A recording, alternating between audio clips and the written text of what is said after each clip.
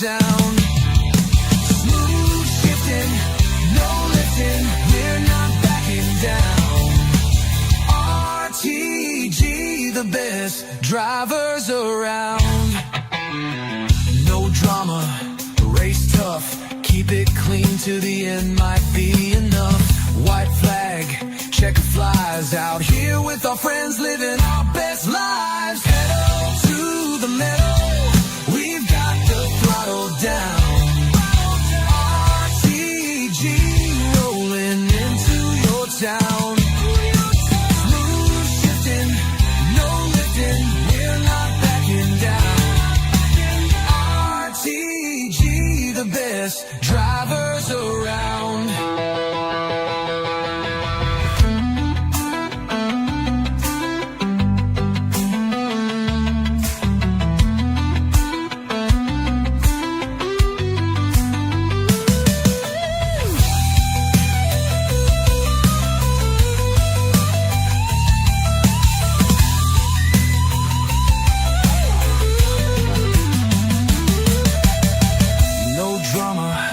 Race tough, keep it clean to the end, might be enough. White flag, checker flies, out here with our friends living our best lives. Pedal to the metal, we've got the throttle down.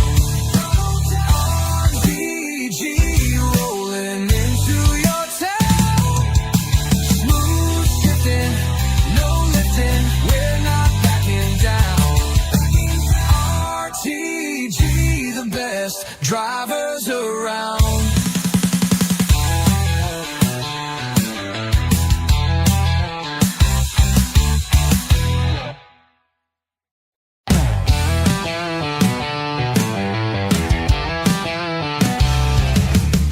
Pedal to the metal, we've got the throttle down.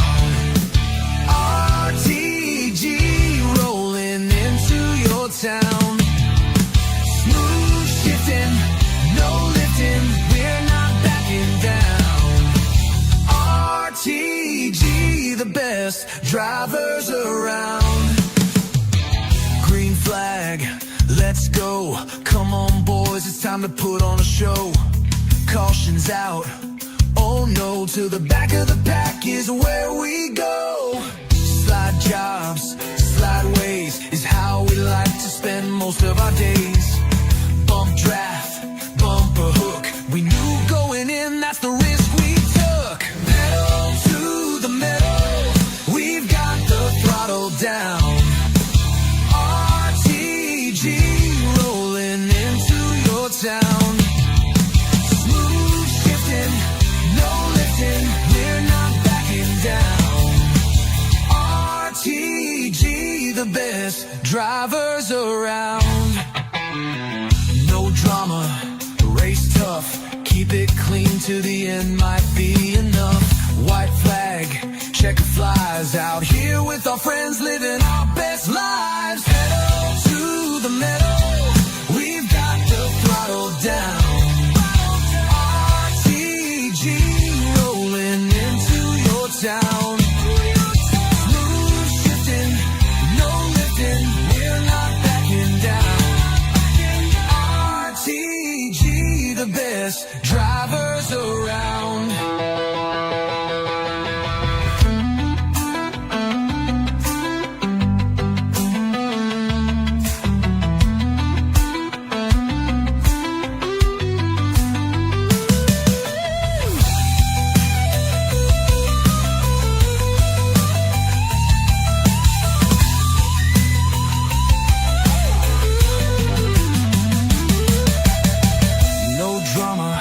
Race tough, keep it clean to the end, might be enough. White flag, checker flies, out here with our friends living our best lives. Pedal to the metal, we've got the throttle down. RTG rolling into your town. Smooth shifting, no lifting, we're not backing down. RTG, the best drivers around.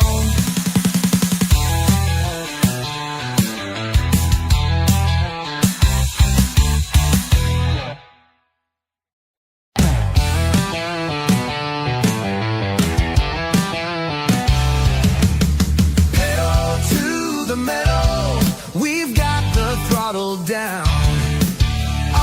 RTG rolling into your town. Smooth shifting, no lifting, we're not backing down. RTG, the best drivers around. Green flag, let's go. Come on boys, it's time to put on a show. Caution's out, oh no, to the back of the pack is where we go. Slide jobs,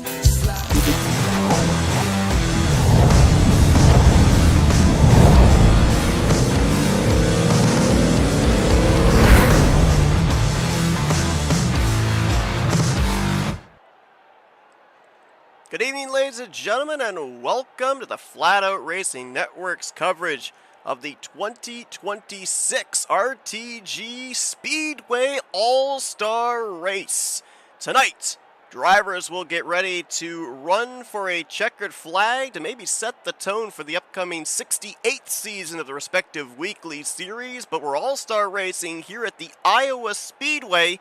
Field is almost set, but we're going to kick things off here with the running of the All-Star Open, as 7 drivers will vie for 3 transfer spots in the hopes of taking part in the main event, the big dance, later on this evening. I'm Seth Cole, soon to be joined by Jessica Loralee, who is in the booth with me here tonight. We'll see her doing some driving duties this Thursday night in the Super Speedway All-Star Race. Getting ready here for 50 laps of racing for this first of 2 races here tonight. Andre Charest going to be on the pole position. Alongside of him, Chris Elliott, Ron Hagelin, John Godfrey in row 2. Then Richard Martin. Actually, correction on my part. That's Sean Dotson actually on the outside line. My apologies. Chris Elliott's actually going to be back on the outside of row 3. With Chuck McClure, the 7th and final driver in the field. I got confused with the coloring there of the 91 and the 9. Only 3 drivers will transfer. The other 4 will not be able to participate in the All-Star race here tonight. 50 laps at Iowa Speedway. The All-Star Open is green, and we are already 3 wide before we even get to turn 1. Andre Charest got used up in the middle as he slides up in front of John Godfrey. Battle for the lead is on. Hagelin on the bottom. Dotson on the top side. Slipping and sliding a bit there through the entrance of turn 3 as Dotson will win out on the high side of turn 4. He'll lead the first lap. You can lead as many laps as you want to here tonight, but leading that all-important final lap guarantees that you will be running in the All-Star race later on this evening. Again, that 3rd position currently held by Andre Charest. That's the pivotal spot, because the podium finishers, they will be the transferees into the upcoming 75-lap main event.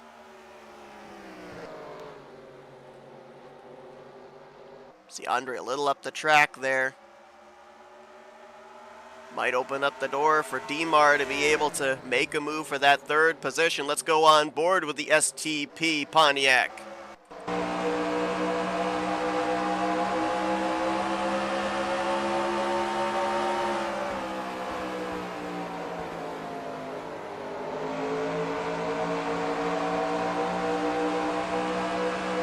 Wraps the bottom nicely. Get to the left rear quarter pan, and you see him back off early going into the entry of the corner. Ooh, 75 at Charest. You saw the back end wiggle, got real snappy loose. And here comes DeMar for that final transfer spot. Dotson in control of the lead up ahead. Ron Hagelin solidly in second, as continuing to have trouble getting that rear grip is the 75. And as Richard Martin tries to find a way past, John Godfrey entering into the conversation. 3-car fight for the top spot. 75 got really tight off of 4. Martin will move into 3rd. Godfrey will now look to go to 4th and make one step closer towards a transfer spot as he slides up off the corner. Charest tried to diamond and get back to the inside, but had to lift off of turn 2. So Martin now into a transfer spot as Sean Dotson sets sail. About a second and a half back to Ron Hagelin, then about another 0.8 of a second. Or actually, correction, half a second. Read my scoring wrong there, back to Hagelin. Then another 0.8 of a second back to Richard Martin. And these two drivers right here, they can just ride. They're in transfer positions. Don't have to take yourself out trying to battle hard for the race victory. Third place in this race is just as good as winning the race. So, okay, yeah. So, in case there's a little slip up, yeah, that's perfectly good for me, right? Yeah. Right now, I think Godfrey is probably in prime position back here waiting for DMAR to make a slip because, like we said, there's 50 laps. You got like 40 to go, coming to 40 to go roughly, and then you get the idea of pit stops. Yes, no, maybe so. I'm not exactly sure if there would be pit stops or not. I mean, It's looking at 2x. what we were given, it is 2x frequency, so I don't know exactly what the fuel window was going to be for these drivers. Whoa.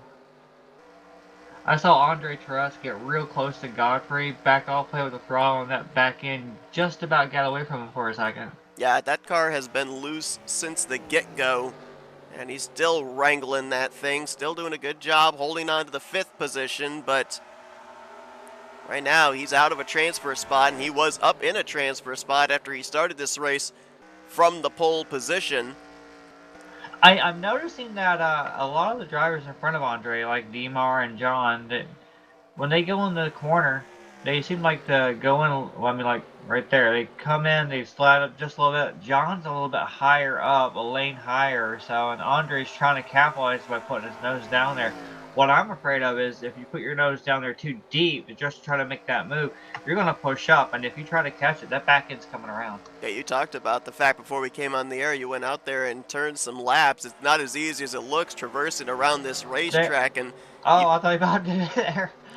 you mentioned about 50 laps here as well. You know, the tight sensation, the loose sensations that you feel through each set of these corners, it's only going to get worse for these drivers the longer it goes. Yeah. And you get yourself in such a pattern, like into a rhythm. And there goes Andre right into the wall, and now Chris Elliott's going to capitalize. But you get yourself into a rhythm, like you know, like, okay, well, maybe I go a little bit further, a little bit further, a little bit further, and with the speed and rolling into it, and then all of a sudden it's too much, and then right when you catch it, it takes several laps to recover from it. So by that time, you're already lost all that position. We had 7 drivers take the green flag. Andre Terres led them to that green, and he has now fallen to the rear of the field as Chuck McClure makes his way by.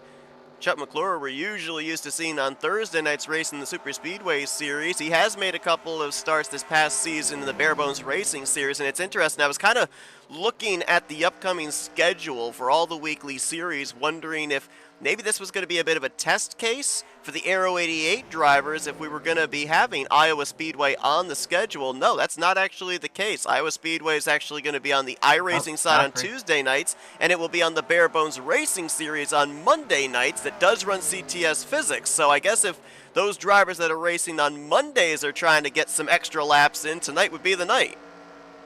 Absolutely, just prepare for the next season. That way, you know, right away you would actually have a little bit of a, what you would call what, short track experience? Just a little definitely, bit. Yeah, I think A this could be mental edge. classified as a short track. A little mental edge, maybe? I noticed Godfrey got real close to Demar and almost made a move on him, and then he had to back off, and then when that happened, it just brought Chris and Chuck. Look at the run Chuck has on Chris. This is a tough situation, too, because obviously you see this handful of drivers here, third place on back. They all want to get into that third position, that final transfer spot, but the ruling here tonight for both the All-Star Open and the All-Star Race, it is a one incident and park. So if you're going to make the pass for third, you got to make it cleanly, because if you end up spinning Demar out or end up causing any type of an incident, your night's over. There goes your transfer spot. And you gotta wait till next season to try again. Yep. Of course, several different ways of being able to lock yourself into the All-Star race, not have to participate in the All-Star Open, win a Speedway race on Mondays or Wednesday nights, be a champion on either of those nights, be a former All-Star race winner, or be a Challenger winner. in the Bare Bones Racing Series, their Air 88 series. Yeah, I've accomplished only a couple of those, unfortunately. I think I Didn't was get the locked full into set. one All-Star race. I don't even think I raced in it. But you notice though, even though there's only like six people or 7 people, I'm sorry, it's very competitive, Seth. I mean, you may not realize that with the people at home may not realize how competitive. It's actually really competitive, even with a handful of people. And people probably think it too. This is a rather small All-Star Open. Well, bear in mind, we got 18 drivers that are locked into the All-Star race, so we are guaranteed a maximum of 21 drivers that'll be participating in this All-Star race. Been watching this lead that Yeah. Sean Dotson had over Ron Hagelin. It's shrinking. How much has he made up? Last time I checked, it was about nearly 9/10 of a second separation. He's closed it up by 4/10. And again, like I said, Hagelin doesn't have to win this race. Oh, he wants to. Well, here's the thing too, though.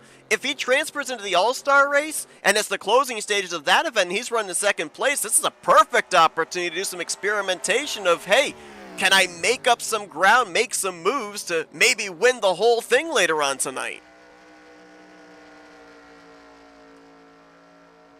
Yeah, but you realize that some of the guys are probably watching the broadcast, realizing like, oh, we got you scouted.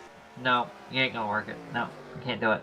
Watching the broadcast, Look and at there's a Chuck. number of them in the server here as well watching. So, as you say, going to school, may not have taken some laps on the racetrack themselves, but certainly observing what these drivers are having to deal with during the course of this race. I've been watching Chuck. Chuck is getting really close to Godfrey, like he's almost ready to make that move. I mean, it's going to be a matter of time if Chuck uses this. And as I'm watching this group, I can see Hagelin slowly reeling in Dotson at the front of the field. Now, here's some food for thought real quick, okay? Just say, for example, they don't have to pit for gas. I mean, they may or they may not, I don't know. But if they don't have to pit for fuel, would you risk coming in for tires? If I can make it on fuel, I think I'm just stretching as far as I can on tires. If I don't have to pit for fuel, I'll have just a sliver of a tire left at the end of the race, because with it being a short track, you're just giving up so much track position. You're more than likely going to lose at least one lap, if not two. I just don't think I'm throwing away an opportunity to transfer a spot here if I've got the fuel to get there. And going back to what you were saying a little earlier, Hagelin's caught Dotson. I can see it up there. So now the question is, he's caught him. Will he try maybe making a move on him? As I said, first place pays out just the exact same reward as second place does. A lock into the All-Star race. And you got to make sure that you don't end up, potentially making contact with the 91 if you're going to battle him for this race lead, because then you could take one or the other or both of yourselves out of a transfer position here. Now, the main event's going to be a little bit longer, correct? 25 laps longer, yep. Okay, so with them doing only 50, I mean, they're going to take quite a bit of, what they learned here over there. And there goes Hagelin way up the track. Luckily, he caught it. He almost hit the wall. Transfer spot is under contest. Three-man fight. Godfrey and McClure have both reeled in Richard Martin. Heading into the second half of this race, things are getting really interesting for that final podium spot, that final transfer spot. Oh, big send in there by Godfrey. He's just letting Neymar know he's there. Yeah. Now, was that in reaction to trying to battle the 43, or was that trying to defend against the 17? Chuck's making it work for him a little bit on this bottom. See, right there, when Godfrey made that huge run on Demar, it just threw him off for the next lap or two. You could see that Demar just ran his line. That's all he had to do was run his line, and Godfrey just trying so hard to get by him. He couldn't get by him. He had to back off, send him up high. It's going to take him a few laps to readjust, and that's all it took for Chuck to sneak right under. Certainly not the same type of banking like a Dover or Bristol, but same short track rules apply, as you say. Definitely Iowa, a rhythm racetrack. Would you wouldn't use this as a North Wilkesboro, would you? I think this has more banking than North Wilkesboro. Does it? I think I so. mean, I really I don't could know. be I'm wrong, just but I think visually, I think it has more banking. Of course, they put in that progressive banking now at North Wilkesboro, so it might be close to equal to what Iowa has. I'm not 100% certain. I mean, this is getting really, really testy over here for the third position here. So I don't know how much longer they're gonna be willing to sit there and say, okay, we're just gonna push Yashu just a little bit, just a little bit. Time's gonna run out. They're gonna force it. Now here goes Sean. Oh, There you no! go. There's Look the at it go. contact! And John's got involved. That face. Caution's gonna come out first time tonight. Ouch. That's what we were talking about, the risk reward of trying to make that move for a transfer spot. It's a one incident and park. And Chuck Now, went for it and it didn't work. if it were me, I'm just saying, if it were me, well, it don't matter if I'm leading or in the back, I would probably want to come in and get tires. I think I agree with you. If it's under a caution, yeah, I'm coming down for tires. Under green, heck no, I'm staying out here. But yeah, under caution, I'm with you. What I wonder is, when that happened, I mean, whoever, I don't know who's going to take the blame on that, but either way, all three of them, I'm wondering how much damage they all have specifically. Yeah, it is moderate damage here tonight as we'll watch this incident back. You do that, I'll watch it run. I don't think, just looking at that, I don't see any heavy contact. Yes, Godfrey kind of gets squeezed up into the wall, but I think all drivers involved will be able to continue, and I doubt any will be off the pace in terms of speed. But like I'm saying, I'm riding with Godfrey. The back end's kind of pushed in a little bit. Looks like there's a small little buckle like in the back bumper. I don't know. With this aerial shot, I could see where he would have gotten that kind of damage. I just don't know how big of an impact that's going to be with racing. Not sure if it would necessarily affect the speed. The one thing I would be a little concerned about, and I've seen this before, more so at like the mile and a half racetracks, but back end damage can sometimes make the car a little bit looser. Well, I was going to refer to that. I'm aware of how it would be on a plate track, you know, but here I don't know. Now, look at this. We got a whole little bit of a different scenario here. We've got Dotson up front. Chuck's going to be restarting third, apparently, here, along with Haglund holding second here. So, what's your take? You think they're going to be a little bit more aggressive this time by? Knowing that, hey, one incident, but you got to risk it to get it. It really depends, I think, around that third position. I think if Dotson, Hagelin, if they can get a good launch, I think, again, Hagelin would be content to ride in the second position, though saying that, we saw him reeling in and thinking about challenging Dotson for the lead prior to that yellow. I think it's just about control what you can control and don't overextend yourself when you're in a transfer spot. But Chuck McClure there, Chris Elliott's now up in that fourth position. I was watching back when you were talking about McClure making his way up into the top 5. He and Chris Elliott on the long run were turning some of the fastest laps, and now they find themselves up here, first driver in, first driver out of a transfer spot.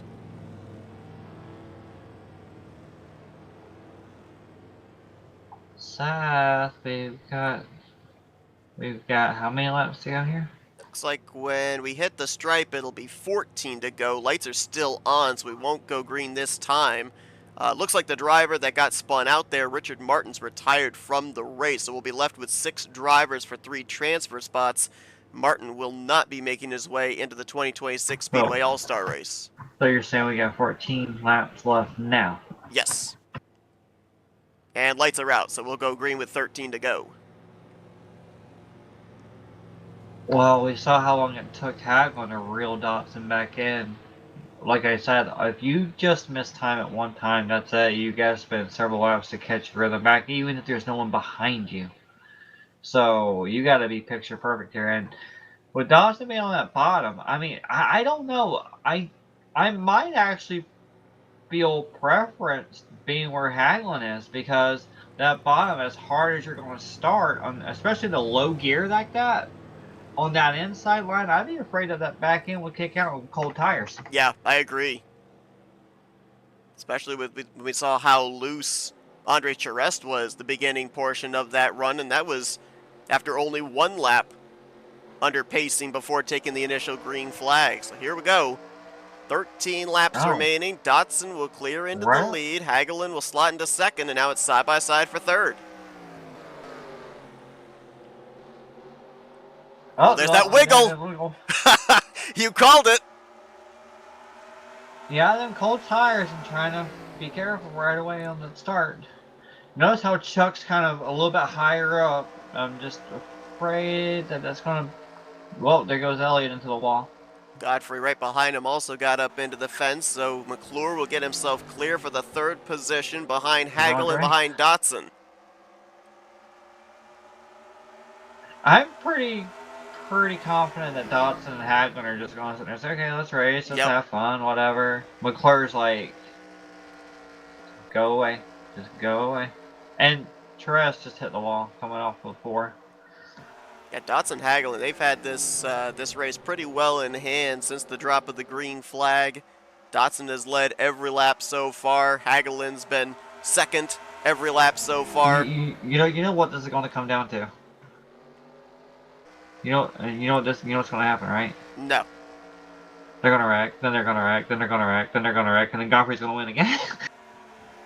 Is that how you think that's how we drew it up? Well, you remember he did that at the Super Speedway one that one year. That's right, I do remember that. I can't help but think that, hey, Godfrey might be planning it. Oh, Andre with a little bit too much speed there. I mean, I'm watching from Andre's perspective, and he's just going in there a little bit harder, and every time he goes in there a little bit harder, that back end kicks out, and he's just losing more ground. McClure a little bit higher up. Elliott's a lot higher up than what he needed to be on that run.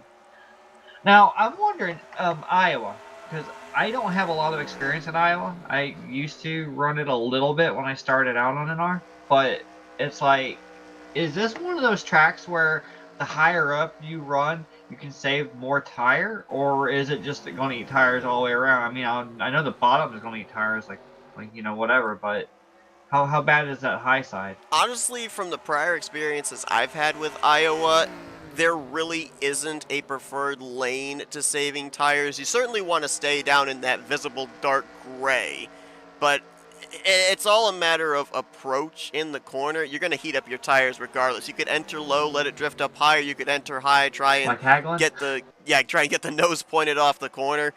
You're going to heat up those tires, and normally we end up having what's called the commentator's curse, where we end up taking the blame for yellows and everything. This time I'm going to call it the admin's curse, because Jeff Supta, who's the admin of the Aero 88 series on Wednesday nights, this mod that we're running here tonight for the All-Star Open and the All-Star Race, he actually said in our chat prior to that yellow, said he thought we were going to see right front tires blowing out, and then the caution came out and he says, well, not now. So we're putting an admin curse on the field here tonight. Yep, Jeff, it's all your fault. Everything's your fault.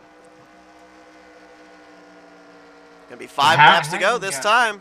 Hagelin got really close to Dotson a couple times, and I just saw Chris Elliott hit the wall again off of 4 again. So they just seem to have so much speed off the exit that they're just drifting up and hitting it. Yeah, Dotson, to your point, when Hagelin closed up on him, he entered high and then tried to cut low off a turn 2, and I think he got his left sides on the apron. It unsettled the car and allowed Hagelin to close up the gap. Much better lap that time for driver 91. As you see the top 3, I think right now they're just all in ride mode, because it's about 6 car lengths back to 4th place John Godfrey. Whoa, as soon as I said that, Hagelin just got the wall. Yeah, I'm riding with Godfrey. I don't really know if he actually hit the wall hard or not. I know it looked like he tapped it a little bit at least. Hagelin up in the wall off of 4 there as well. Might be pushing a little too much. Yeah, he went really low. He went low early into that, and that just is going to push him up. Chuck's coming. And I believe Chuck may get Ron if he's not careful, if he does that again. After this race, we'll be talking with our top 3 podium finishers that are going to be transferring into the All-Star race. We don't have a set time of when the All-Star race itself is going to go green. We do know that there will be a 10-minute server reset for practice for the All-Star drivers immediately following the conclusion of the All-Star Open. They will then have qualifying and drivers meet in a 5 30-minute happy hour. So more than likely, after we're done interviewing the open transferees, we'll go into a race break and then come back for the All-Star Race event. So just make sure you stay tuned to us here, folks. We, again, do not have an official start time of the green flag for the upcoming All-Star Race, but right now, right there Well, in your gotta be screen, careful. those look like your 3 transferees as the white flag was just displayed. Yeah, I was kind of afraid that Ron was going to try to send it there. He's like, don't do that. You want to be able to transfer. Off turn Tuck it 4, for a how little about bit. that? 50 laps led every lap for the 91. Sean Dotson will win the Open. Hagelin transfers in second, and Chuck McClure, who I believe started this race from last, is going to get the final transfer spot. You know, what I wonder is, I watched Andre and I watched John do it, and I saw Chuck do it one time. There was a little thing that Palmer started doing, Greg Palmer, over in one of the other leagues that I was able to race with, and it helped turn the car a lot better, even on a plate track. And that's barely touch the apron, just barely get on it, Really? and it would help cut the back end to the kick the back end out just a little bit, but it'll give you a little bit of grip on that left front tire, and it helps turn. And after seeing that, and I noticed that some of the drivers were using it, I'm wondering if that was actually helping at all. I don't know how Iowa is with the grip levels and whatnot, but I'm just really curious if that was helpful. Yeah, I'm not sure. Like, to me, just the initial thought with you talking about that strategy, I would think that maybe it would help the car turn, but it might scrub off speed as well through the center of the corner. But hey, if they've But if figured you out want to, something. if you want, I mean, like I said, it's a plate track compared to a short track, True. but if you can use that to your advantage on a short track, I mean, what wouldn't you like to quickly turn and get straightened up real quick? That way you have a more of a launch. Yeah, it would certainly make sense. Maybe that's why we saw them entering high and then I don't know. I mean, flipping it that was just apron an through the idea. center. So you want to start aggravating Chuck McClure in the 17 tide ride? Yeah, let's see if we can get a hold of the third place finisher, one of our 3 transferee drivers User was moved to here your channel. tonight, Chuck McClure, who started shotgun in the field. Chuck, it's Jess and Seth up here in the FRM booth. You got a copy? How's it going? Man, I'll tell you what, you had to be patient here tonight, but had a fast car on the long run and apparently here on the short run as well. Had to pass just about everybody to get into a transfer position here this evening. We were seeing in our chat, Jeff was saying that you guys might be close to blowing right front tires before that caution came out. How difficult was it, the longer the run went on, to set up and then execute those passes? I felt like I was saving a little better than everybody else, mainly because I'm slow and I'm horrible here. But I felt like I was catching them on my tires, not on my foot. You transfer into the All-Star Race, another 75 laps upcoming here. What were you able to learn from this race that can apply in that upcoming one, or due to the fact that it's going to go from 2x pit frequency to 3x, do you think it's going to be entirely different? It's going to wear a lot faster for sure. And these are the big boys I'm racing. I do not anticipate being anywhere near them. I hope to stay on the lead lap, but I honestly I've never run here before. It's very challenging and fun. I have a slight question, Chuck, and this is based on what I learned from Greg Palmer. And that's with the plate track. I know that's a short track, but there was a couple times where I saw a couple of you guys, including you, go down close to the apron off of a corner or right there in the apex of the corner. Did that help give you any grip regarding a exit off of the corners? It seemed to when I got the tire down on the line, it kind of de-wedged the car a little bit. But I might pay the price for it on exit later on in the race. Wish we could have made a whole tire run there, but yeah, it seemed to help it for a little bit. Yeah, I was thinking that it might have done that because that's what helped me a little bit when Palmer pretty much showed me that little trick. But another thing, Chuck, when you would, I'm not trying to point out any faults here or anything. I'm just saying if you were to make a slight error, like when you're driving close up to somebody, thinking about passing, and then you have to back off at all, how long does it normally take for you to reset and actually try to run them down? Is it like a 2 or 3 lap thing before you can gather your P's and Q's again to run them back down? Well, since I've never been here before, it took me, I had to do that twice during that race. It took me a couple laps just to get back up to the guy to figure out what was happening. So yeah, it rattles me. I'm not gonna lie to you. Well, as you say, Get for rattling. having Wow. limited experience at this racetrack, able to get some valuable experience here in this All-Star Open, transferring in to get ready to run in the All-Star race. So I will let you get back at it there, run some laps here in this practice session. But before we do, Chuck, floor is yours for thank you, sponsors, and shoutouts. Well, I appreciate you guys broadcasting this and RTG, all the admins behind the scenes, and Sean Prime, and just the list goes on. Shaq, Jeremy, there's just Jeff Stupta.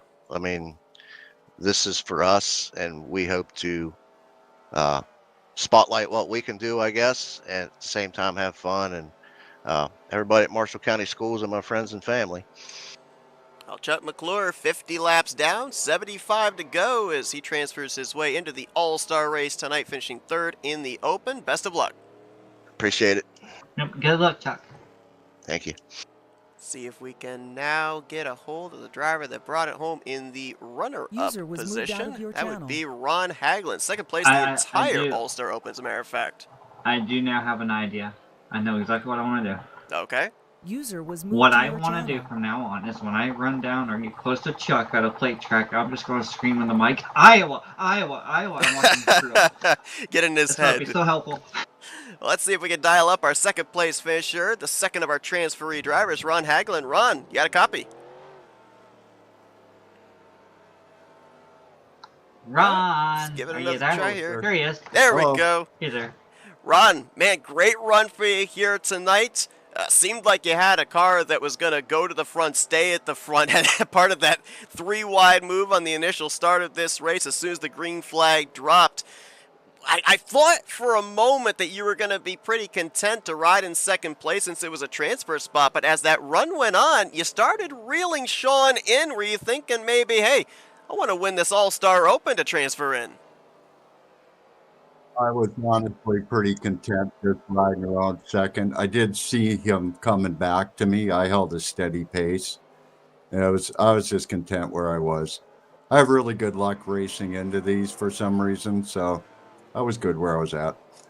Going to ask you the same question. Oh, sorry. No, yeah, go ahead, Seth. I think you were about to ask the same question I was. I was going to ask him the same question that I asked Chuck, with the fact that now you've experienced 50 laps with 2 times wear. Now you're getting ready for a 75-lap race with 3 times wear. What were you able to learn from this All-Star Open that you can apply in the All-Star race? I'm going to be a little bit easier on my right front. When that yellow came out, it was almost a godsend. How much wear did you actually have? Like how not just how much wear you had on the tire left, but how hard do you feel like you were pushing it? I mean, do you think you should have saved a little bit more prior to what you were doing? In the beginning, but when I saw the distance we were putting on everybody, I kind of knew we could hold it, so I just kind of ran it way too hard just to stay on them. But my tire was bright yellow when we pitted. It was solid, probably 50%. Oh gosh, this is gonna be a lot worse now. So. Yes, it is. Well, Ron. But we'll have many laps to take care of that, and I was kind of sad to see it because I was going to go all the way if a caution didn't come out, and just do the best I could and hope it didn't blow. So we'll see what happens. Just out of curiosity, on times 2 wear, how was the fuel mileage? It was great. It said starting the race, it was 55 laps. It said on there, and even a few laps in, it didn't drop. I mean, I literally had 6 gallons left, or 6 laps left. Well, we have a feeling they're going to have to pit in this one, though. Yeah, which I'll enjoy.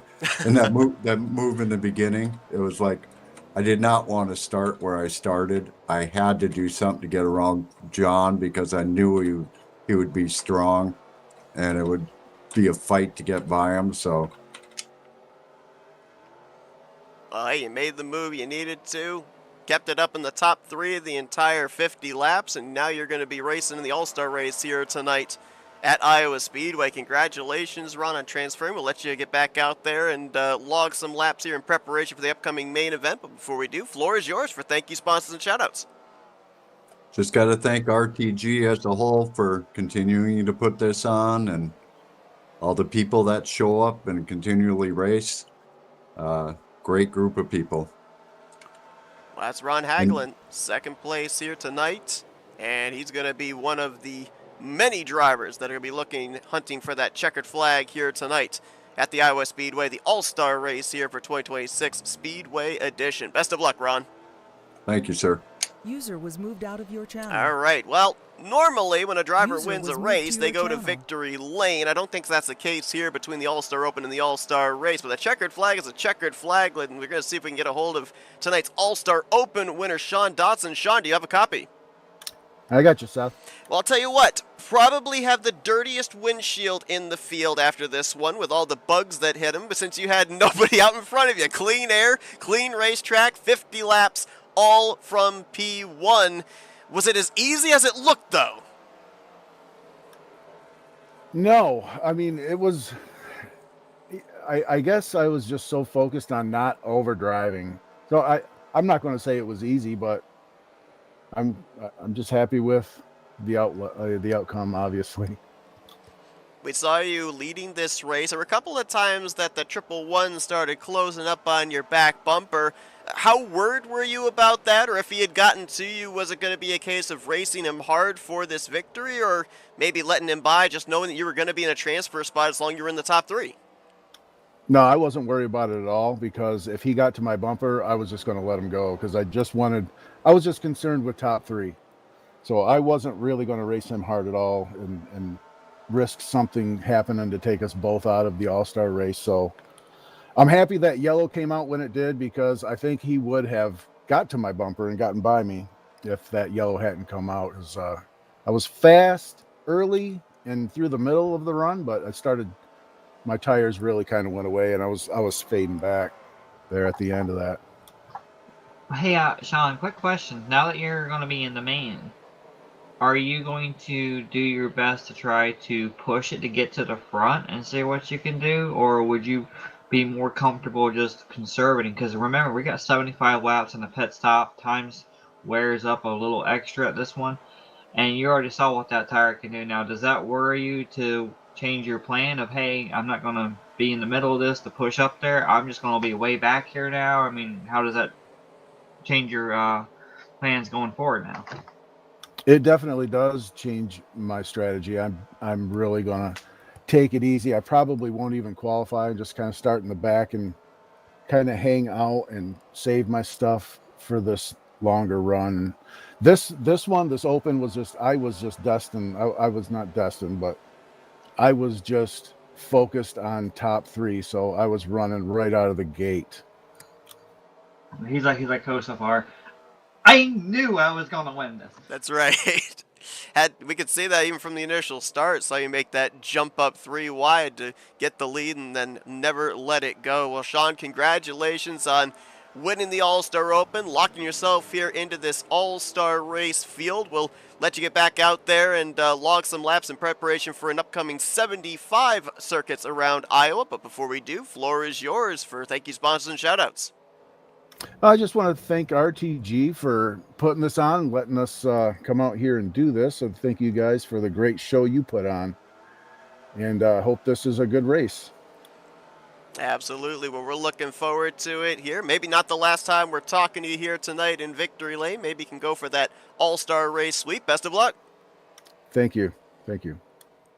Sean Dotson, Ron Hagelin, Chuck McClure, your 3 transferring drivers. They'll join the rest of the drivers that are currently out on track, logging laps in preparation for this upcoming All-Star race. So, Jess, we had a lot of speculation up here in the booth of what these drivers were experiencing. Now that we kind of have a little bit of an insight in what they were dealing with, and we know that the job's going to be even tougher here, moving from 2X to 3X and a longer race. I'm honestly not exactly sure what kind of a race we're in for here. Yeah, it's going to be one of those little fun mentions where we're going to have a lot of good drivers. in a very short little area that want to get up front and just pull away quickly and then just say, okay, I'm far enough. I'm just going to bide my time here. You know what I mean? I think that's what some of these guys are going to try to do. They're going to try to get to the front and just pull away, and then they'll be in their own little zip code. But I'm pretty sure and pretty confident that the rest of these guys, yeah, they already have the same plan, and no one's really going to get away from each other right at the start. I mean, you heard Sean though. Sean's like, well, I already know what's going to happen. I already know how it feels. I already know what's going to go down with my tires and whatnot. I'm just going to be back here and cruise. Yeah, absolutely. And I But think that might be what a lot of drivers might be thinking of here. It's maybe just kind of cruise in the early going. I mean, qualifying, I think, is going to be huge here. They will have the opportunity to determine their starting track position, and I think the further you start up front, the more luxury you have of maybe finding a safety bubble to be able to ride. yeah, but see, here's what I was going to mention about Sean's decision. I can agree and understand his point of view, wanting to try to save your stuff. But if you back off too much, and I gotta call now, so if you back off too much, This thought is brought to you by Inside Out. Hush. All right, I'm gonna go take that. Okay. Yep, I'll be no right back. problem. All right, so while we have the moment here, it looks like by my last count, and I'll double check here on my numbers, it looks like we have a total of 17 drivers that are going to take the green flag here, at least that are in the server. They're going to take the green flag for this all-star race. 3 drivers transferred in, 18 drivers met the criteria to be locked in prior to the All-Star Open. There are a few honorable mention drivers that look like they will not be participating tonight that would have been eligible. Nick Gunther, a 3-time winner in the Barebones Racing Series in Season 65. Colin Flick, the Season 65 Barebones Racing Series Challenger Champion. Also, Pat McCarskey, who picked up a win, I want to say it was in the Aero 88 series a couple of seasons ago. And then, of course, as well, a name that many people will recognize, Bob Dixon, would have been eligible for this race, being the Season 65 Aero 88 Series Challenger Champion.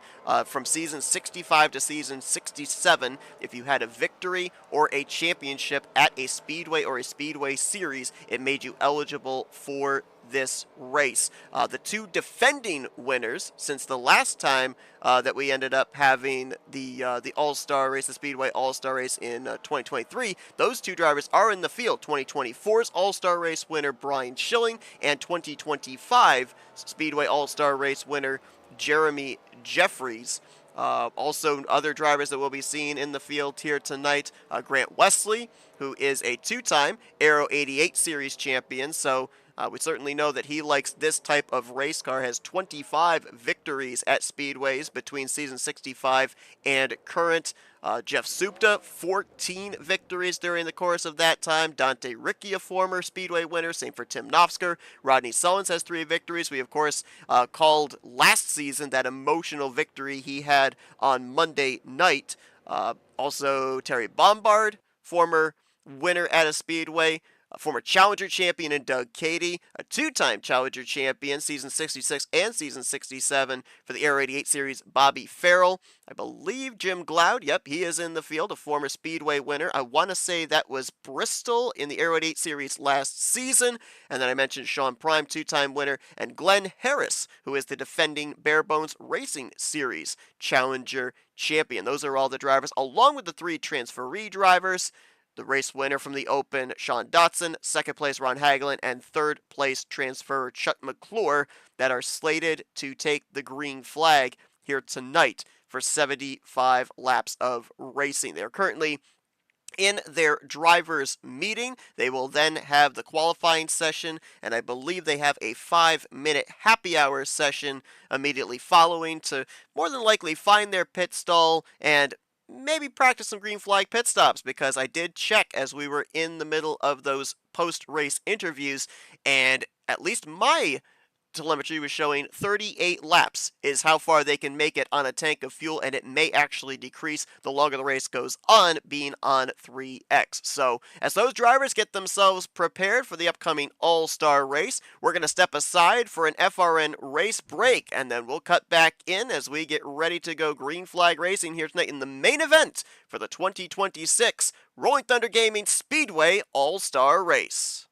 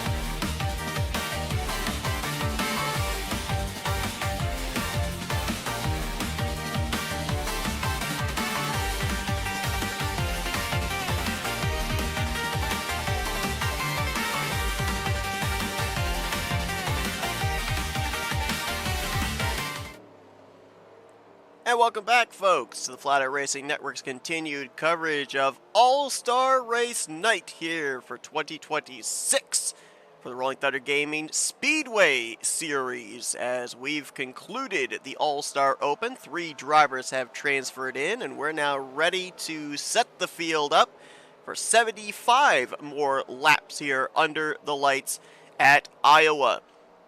3 times wear. They had 2 times wear in the first race tonight, so there will be more of a concern on fuel and tires. They cannot make it the full distance on what they've got in the tank, and that right front will be something everybody will be keeping a very watchful eye on during the course of this race.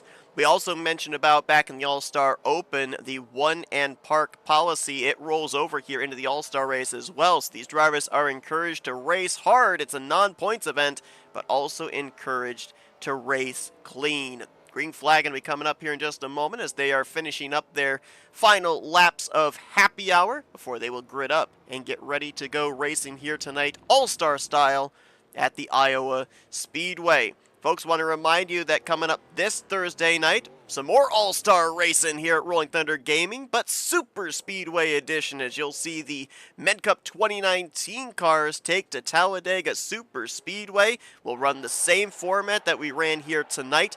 8 o'clock p.m. Eastern Standard Time will be the All-Star Open, and then following will be the All-Star Race event. Looking forward to that, and that will kickstart off the festivities for the brand new Season 68 for the respective weekly series. The Bare Bones Racing Series on Monday nights, the iRacing Series on Tuesday nights, Aero 88 Series on Wednesday nights, and the Talladega Challenge Series on Thursday nights. Now, we are going to be bringing you coverage of 3 of those 4 openers next week. Monday night, it'll be Texas Motor Speedway for the Bare Bones Racing Series. Wednesday night, the Aero 88 Series drivers will be at Evergreen Speedway. And, of course, Talladega Super Speedway plays host to the season opener for the Talladega Challenge Series. So be sure to join us on those 3 respective nights as we'll bring you the season openers for Season 68 of the Rolling Thunder Gaming weekly series. Drivers, start your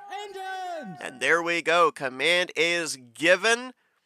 And these drivers will be rolling off of pit road. It looks like, I was going to say 17 cars strong, but I think there's a couple of gaps back there where the commentator cars would have been.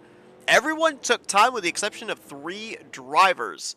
Sean Prime, Brian Schilling, and Rodney Sullins did not put down a lap time. Everybody else did, and Jeff Supta was the fastest in that session, as that brand new looking paint scheme that we'll see debuting in the upcoming 68th season of the Aero 88 Series nabs the pole. Jeremy Jeffries going to line up right alongside of him. Grant Wesley, who had an incredible, I think it was a 6-win season 67 in the Aero 88 Series, went on to win the championship. Going to share row number 2 with Tim Knopfsker, and then Jim Gloud and Dante Ricky back in row 3. 75 laps of racing. Who's going to claim the 2026 Speedway All-Star Race? Iowa Speedway is ready to determine who that will be.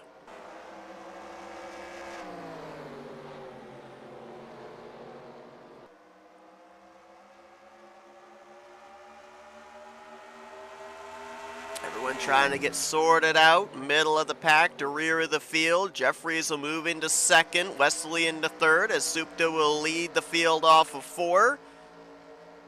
And he'll lead them to the first caution. Yellow flag immediately out here on the first lap of this All-Star race. And it looks like Terry Bombard might have been a part of the incident as his car just now refiring off the exit of turn number 4. Let's drop back, take a look at what happened to bring out this yellow flag. Second caution of the evening. We had only 1 yellow back in the All-Star Open as this was towards the rear of the field. And it looks like they just all started wadding up there. Bobby Farrell got a nice run into the corner on the top side. Chuck McClure had to get on the brakes for Terry in front of him. And it just was the slightest little bit of contact that sends the 10 car around. We'll take another look at it again. See if we can get a better camera angle here. Don't know if this camera angle will help. It almost looked like, to me, like Terry Bombard got on the brakes for Doug Cady ahead of him, and you saw how the nose of that car started pointing up the racetrack. Like, once he was on the brakes, he couldn't turn the car in the corner. And when it sent him up the track, it then checked everybody else up. Watch this from the chopper cam. Watch how the 10, he closes up on the 007 up ahead, and watch right here. See how the car just turns to the right? And everybody's trying to check up for him. Brian Schilling able to split through a couple of cars there, but just looked like some check up there, and as Terry got on the brakes, the car just started pointing up towards the outside wall, and everybody else behind reacted in kind. Didn't look like really a whole lot of contact made in all of that, despite the 10 and the 92 spinning around. We ended up seeing minor contact back in the All-Star Open as well. So I think all those drivers will be able to continue unless a driver is found at fault for the incident, then their night may be over. I did notice the 10 of Terry Bombard coming down pit road. We'll see if that is maybe to repair some damage or if he's done for the night. That'd be a shame if Terry only made one lap here and had to call it an early evening in this All-Star race.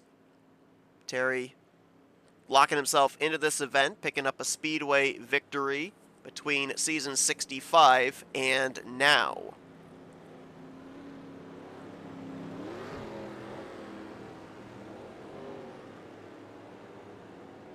With the ability to expedite caution laps, looks like everybody is ready to get back going here. On lap 5 of 75, Jeff Supta, Jeremy Jeffries, the front row once again. A little bit of a shuffle in the next couple of rows as the green flag back in the air. And we're back racing at Iowa.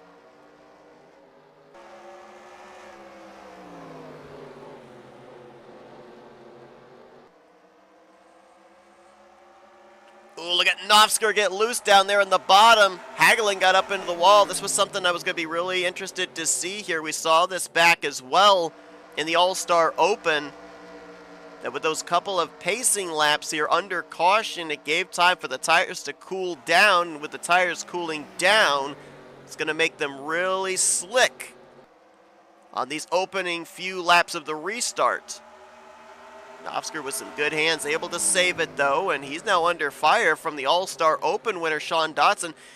Didn't Sean say in his post-race interview he wasn't even going to qualify? Well, he did. He did qualify, and right now he is knocking on the door of the top 5.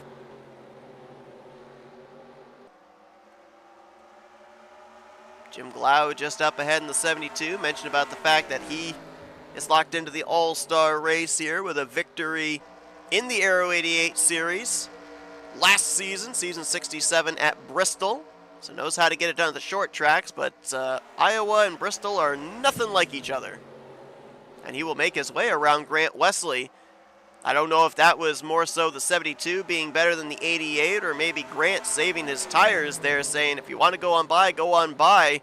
And now Jeremy Jeffries going to let the 72 on by as well as he drifted way up the track. He was super loose off of 2 that last time around. Here comes Tim Knopfsker now. Oh, and near contact right there. Dotson almost into the back of Grant. This thing's a little more spread out from 7th place on back. Dante Rickey, Brian Schilling, Ron Hagelin in their own little group here. That's back to 9th. Glenn Harris holding down the 10th position. Chuck McClure, who's still learning here, he said, after we saw him transfer into that final 3rd position in the All-Star Open. Currently in 11th, Katie in 12th. We saw the debuting of this scheme near the latter half of last season, the Aero 88 series for Bobby Farrell, that Petty Blue 92, but Baby Ruth on the car. He's right now 13th with Terry Bombard, last car running in 14th place. All 14 cars still on the lead lap as we cycle back up to the 11 of Jeff Supta. Despite being out in front here and leading the opening laps, Supta has actually not got the fastest lap at this point in time. This driver does. Tim Knopfsker, 23.8 834, equating to just a tick over 132 miles per hour. Oscar, another driver similar to McClure that we're kind of used to seeing race more of the Super Speedway series than at Speedways. So it's actually really cool to watch these drivers and see what they're able to do on Speedways, more specifically at a short track here as well. McClure had a great run back in the open, and right now Nofsker showing what he can do Speedway-wise up inside of the top 5.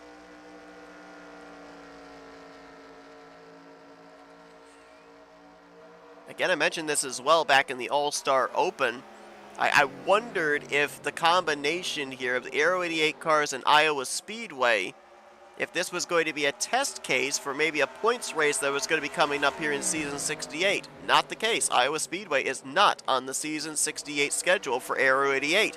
It is, however, on the schedule for the Bare Bones Racing Series on Monday nights. They ran this track back in Season 67, and they will revisit it in Season 68. Now, while the cars are obviously going to be different, the Aero 88 cars in comparison to the next-gen cars, it is going to be the same physics, CTS. Whether the setup's going to be the same, cannot confirm that. But you got to wonder for a lot of these drivers that race on the regular on Monday nights. Is this going to be an opportunity for them to get some valuable track time in preparation for that points race coming up on the Bare Bones Racing schedule? I'm here. Good to have you back. We're back green What here. did I miss? One caution so far. It was Terry Bombard spin over in turn 3, but everybody's still running, still on the lead lap. We're still good to go. No damage? Didn't seem like it. If they repaired that car, they maybe banged on it once and sent him on his way. He was the only driver that pit under that yellow flag. It was on lap 1, so we've been clean and green since then. I apologize. That was actually a very important call. Hey, no problem. So, anyway, SC Soup is the leader. I guess he's been leading the whole time. He has, and we've been seeing some gamesmanship in like the latter half of the top 5 as well. Some drivers wanting to charge forward, other drivers saying go for it and jumping up to the top side, letting drivers by. So they definitely know that it's a tire game right now. So I'm looking back here, going through the field now. I'm seeing that Bobby Farrell, Bombard, like you said, spun specifically. Doug Katie's back here, Glenn Hare.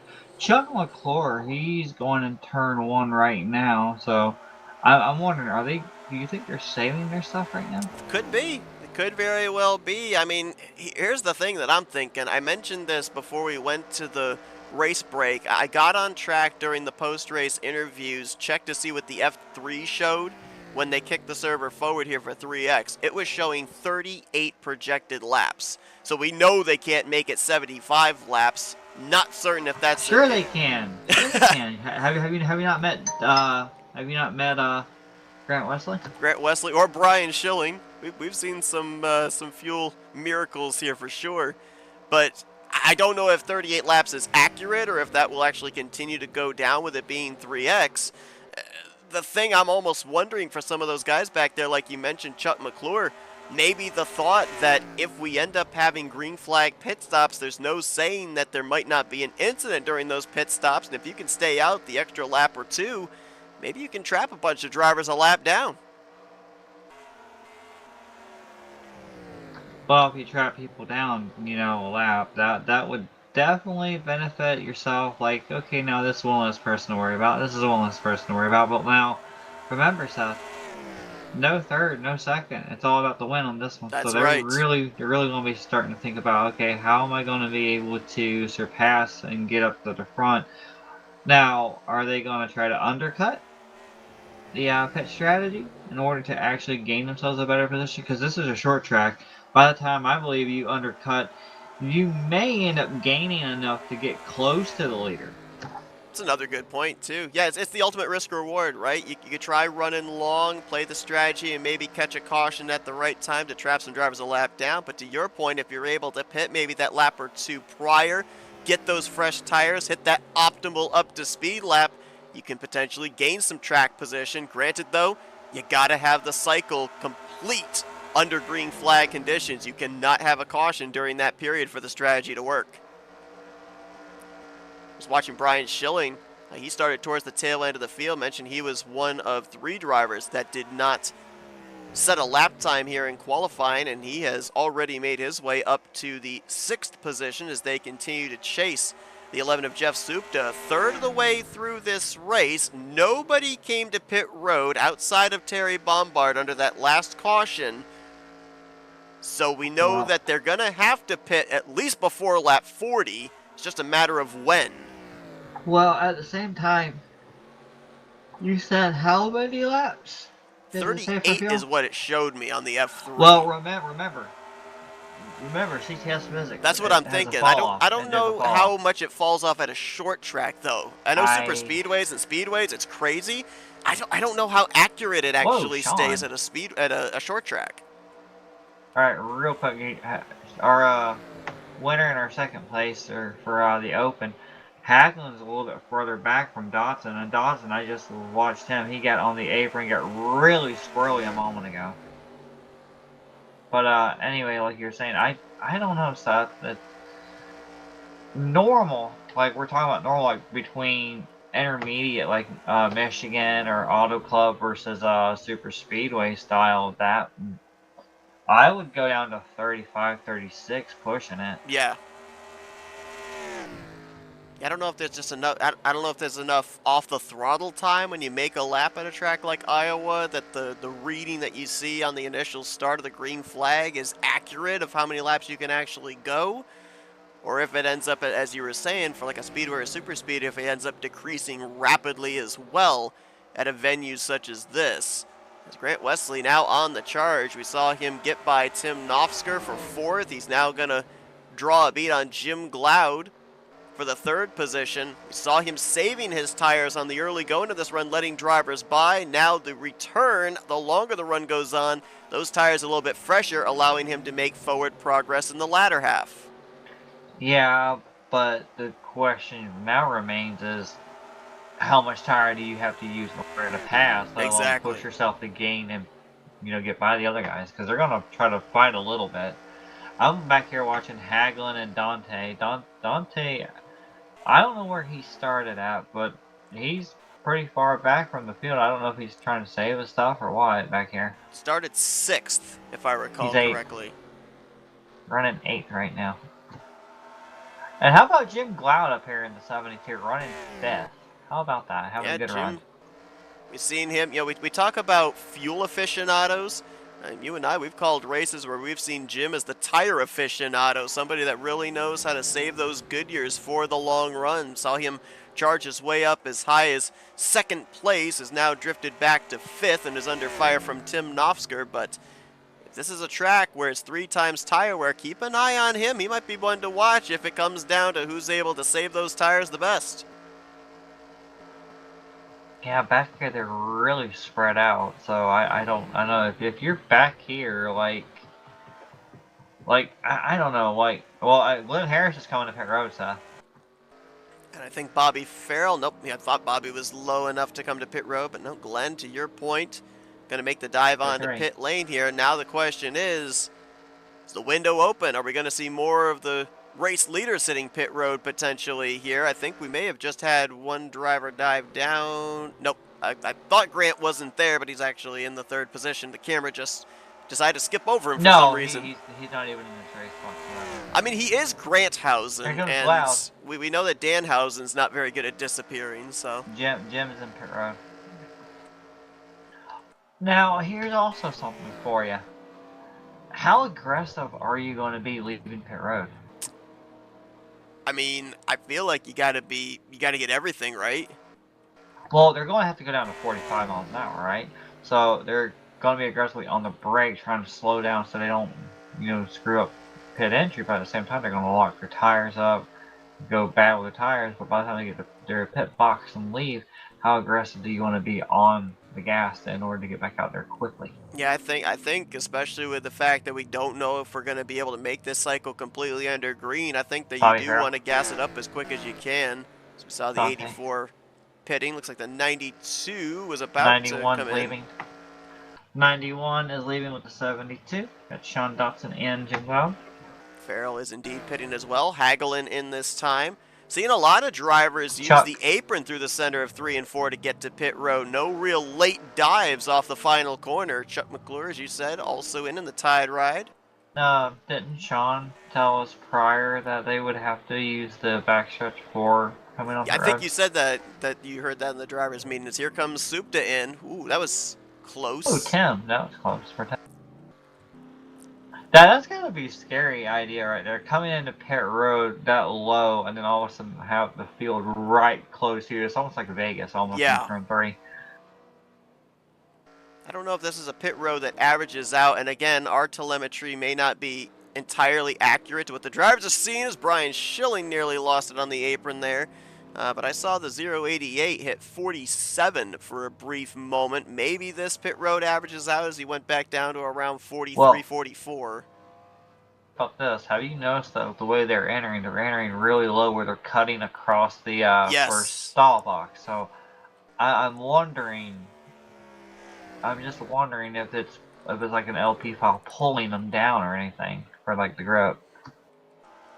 Could very well be. We just for a brief moment saw Grant Wesley there. I've noticed a couple of drivers. I think Sean Dotson had an issue on his pit stop. Drivers overshooting their stall. Sean had to back up. Grant had to do the same. Nosker just went around Dante. Just going in turn 1 here. Doug Cady just completed his service. He's going to come out ahead of Supta, but I think everything might cycle around with the 11 back out in front. I think Jeremy might be second and Brian Schilling third, but we'll wait for scoring to update after this cycle is indeed complete.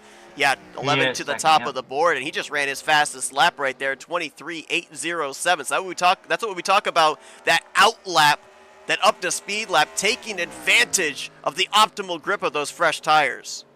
Yeah, but I really wouldn't be doing that right off the back like that. I would be waiting a little bit.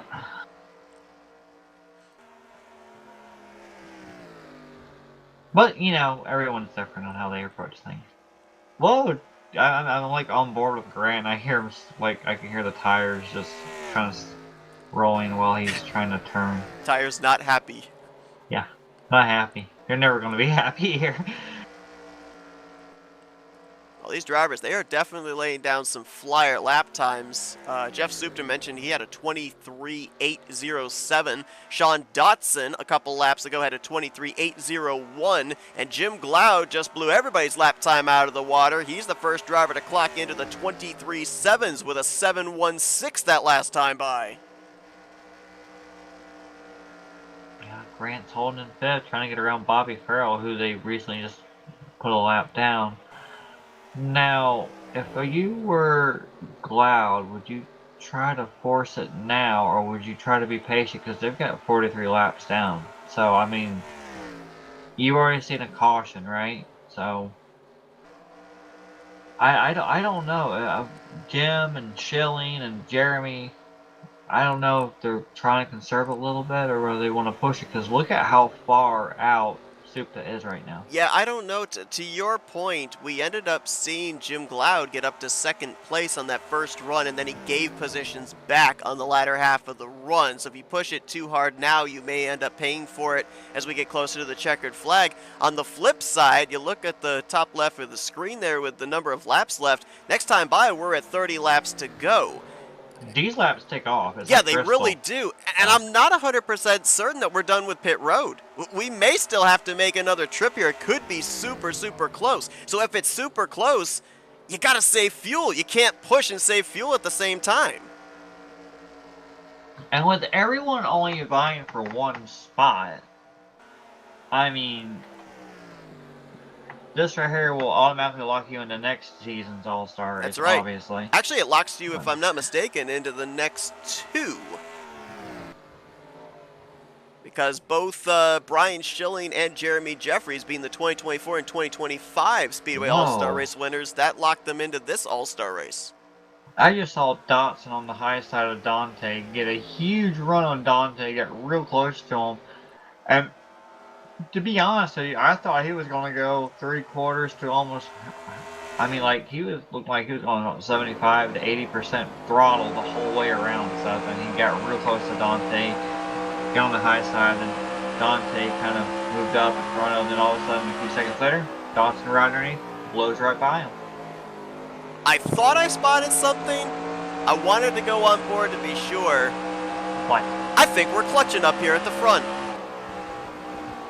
Are you asking my professional opinion? Yes. I for a brief moment went on board with Supta, and I think I heard him shut the engine off. I thought I saw the front spoiler dig down, or the front splitter dig down into the ground, that indicator of throwing in the clutch. I think some of these drivers up here at the front might be clutching, might be saving some fuel. We might be literally that close to making it the rest of the way without having to come to pit road.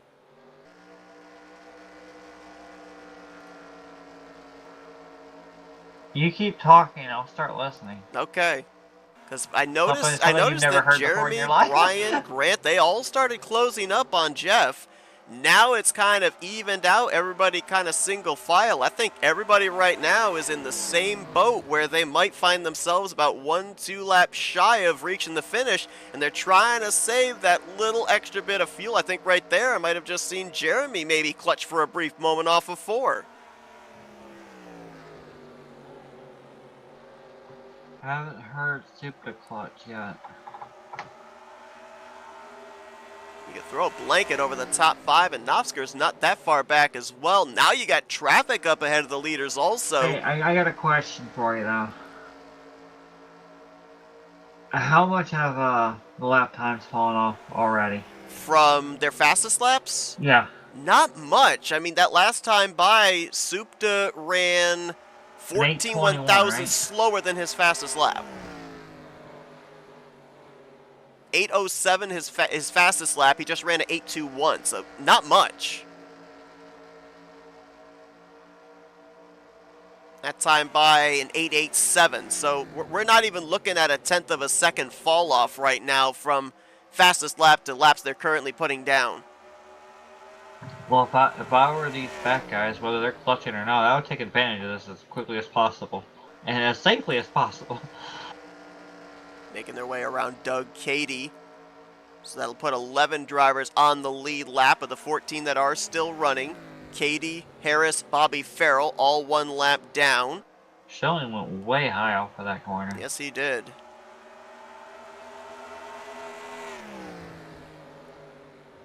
Good recovery there for Grant Wesley after we saw him slide through his pit box and have to back up. Still up here on the top 5, still has a shot at this thing. Again, as we mentioned, 25 Speedway victories for Grant between season 65 and season 67, including 6 victories in last season's Aero 88 series, where he would go on to win the championship. So he's very familiar with this car, not necessarily the car track combination. However, I mentioned about the fact that Iowa Speedway was on the schedule for bare bones last season. It's on the schedule for bare bones this season. It's also on the schedule for the iRacing series that Grant Wesley runs on Tuesday nights here for RTG. Tell me if you still see Schilling doing it, and I can tell you. I've not seen it now. It seemed like until Jeremy, Brian, and Grant caught him, that Supta was clutching. Now that they've caught him, he's gone back to just running regularly here. Yeah, but you said Schilling too. That's what I went back to Schilling for. Yeah, I've yet to see really anybody here of these top. Well, maybe Grant for a brief moment there on the back straightaway. It's hard to tell. I see like momentary jolts by these cars, and I think that they're saving. They might be downshifting as well, but. See, right there with Schilling. Schilling did not clutch. He just rolled right to the back of Jeremy, but there's no clutch. He's just barely playing with the throttle. Riding on board here with Grant Wesley, so maybe they've got enough to make it the rest of the way. Who knows? We're closing in on 15 to go, a couple laps until we reach that point. And you mentioned about the sense of urgency of, you know, if Supta was indeed clutching, maybe you'd want to get up there and pass him. You also documented how much difficult it is to make a pass on 30-lap old tires rather than 10 to 15 lap old tires. So if these Yeah, guys are setting up Supta for a pass, they're not going to have a whole lot underneath them and not a lot of security to be able to Look do at so if they Jeremy. do it later on. Jeremy, look. Now, the problem with passing isn't just the tire. It's the fact that if you dive it down there, you're going to push up. And when you push up, you know, there's a car right there. You're going to hit them in the quarter panel, or maybe you're going to kind of get loose. That back end's going to want to come around and whatnot. And if you're trying to make a move on the high side, well, good luck, because, you know, 9 times out of 10, we've seen drivers on the open hit the wall coming off the corner. So am I right in saying that the optimal opportunity of passing somebody is A, them make a mistake you capitalize, or B, maybe try to out-throttle them off corner exit and then get alongside of them for an entry to the corner? Well, then if you get alongside of them from off the corner and you try to use too much throttle, then you're going to screw up your next corner. Yeah, true. Because Shallow this is entry. a short track. This is a short track. This isn't like, oh, you got a wide and big enough banking. There's not the room, in my opinion, to do that. Especially if you're going to be on the bottom. Well, these four have pulled away by a huge margin over Tim Knopfsker, and I almost wonder if that's by design. I wonder if Tim might be saving. Jim Gloud, I think, has actually just hit pit road a couple of laps ago. He's currently scored a lap down. Yeah, he pitted 2 laps ago, so he's probably of the thought process nobody can make it. So the window open, he came down, got tires, got fuel. Now he can go all-out push.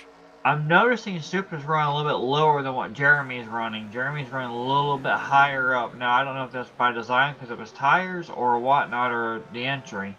But with Supra pushing it on the bottom, I'm really concerned about his tires.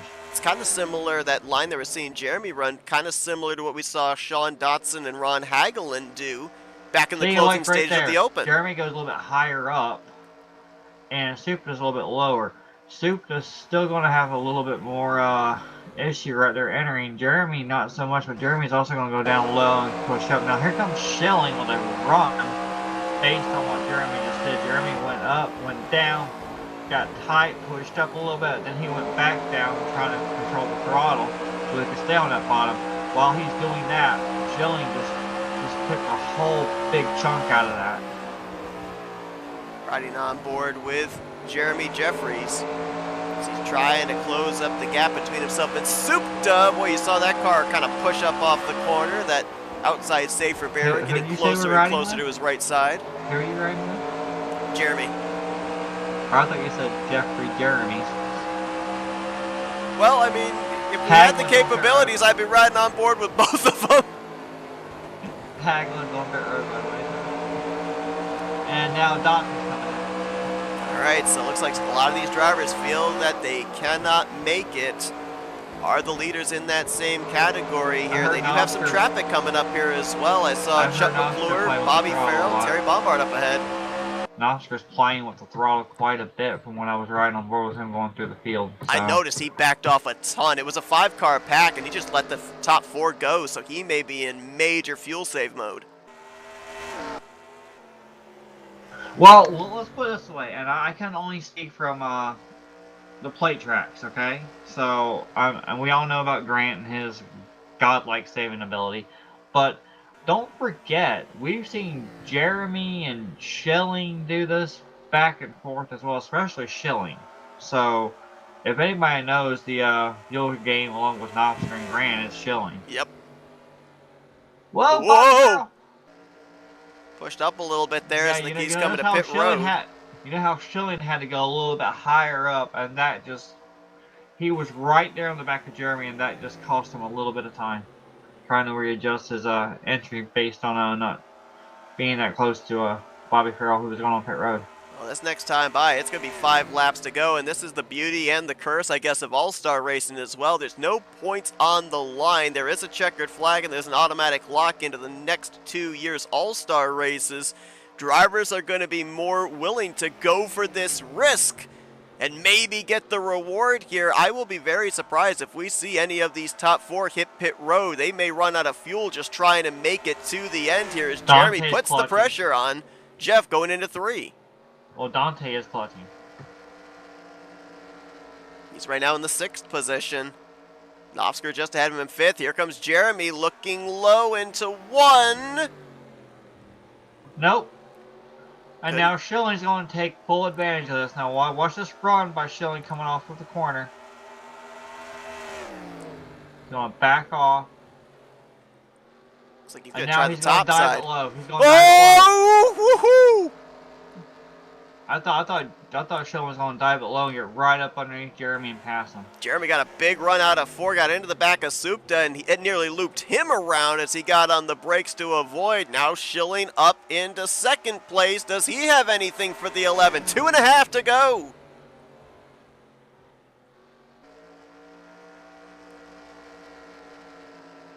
You got 2 cars up there. I don't know if they're going to get them in time, though, Seth. No, it's 3 cars. 3 cars up there. Yeah, I don't think so. I don't think they're going to catch them. There's about a couple of corners in between them and the race leader. And we're going to see the white flag this next time by. Who's got the fuel to make it? Oh, Supta just blew a tire! Supta just blew a right front! Coming to the white flag, Schilling to the lead! Anything can and will happen. It's It the will All-Stars. indeed. Jeremy. 71 laps out in front. Jeremy went way up high. Grant's about to capitalize on it. Can Brian Schilling's tires survive 2 more corners? Through 3 and 4. Started at the rear of the field, but he'll finish P1. Brian Schilling will take the All-Star race, his 2nd All-Star race win in the past 2 years. Hey, or 3 years. By the way, Jeremy, cross the line. Nothing. Absolute nothing. If Shut you go off? to Jeremy, you hear nothing. Wow. How tight can you be, Seth? I think we're about to find out. My goodness. This is going to be some interview. Tires shredded, fuel evaporated. Does Brian even have enough for a burnout? It's going to be the question. By the way, Grant's out. Grant's on no, Grant's got a little bit of gas. I thought he was out for a minute. Well, Brian's got enough for at least a bit of a burnout here on the front straightaway. Jeremy's got nothing. He's just rolling, and now he's going to go to victory lane. So screw it. Wow. Jeremy will park behind the fence along with Grant. I think Brian just ran out.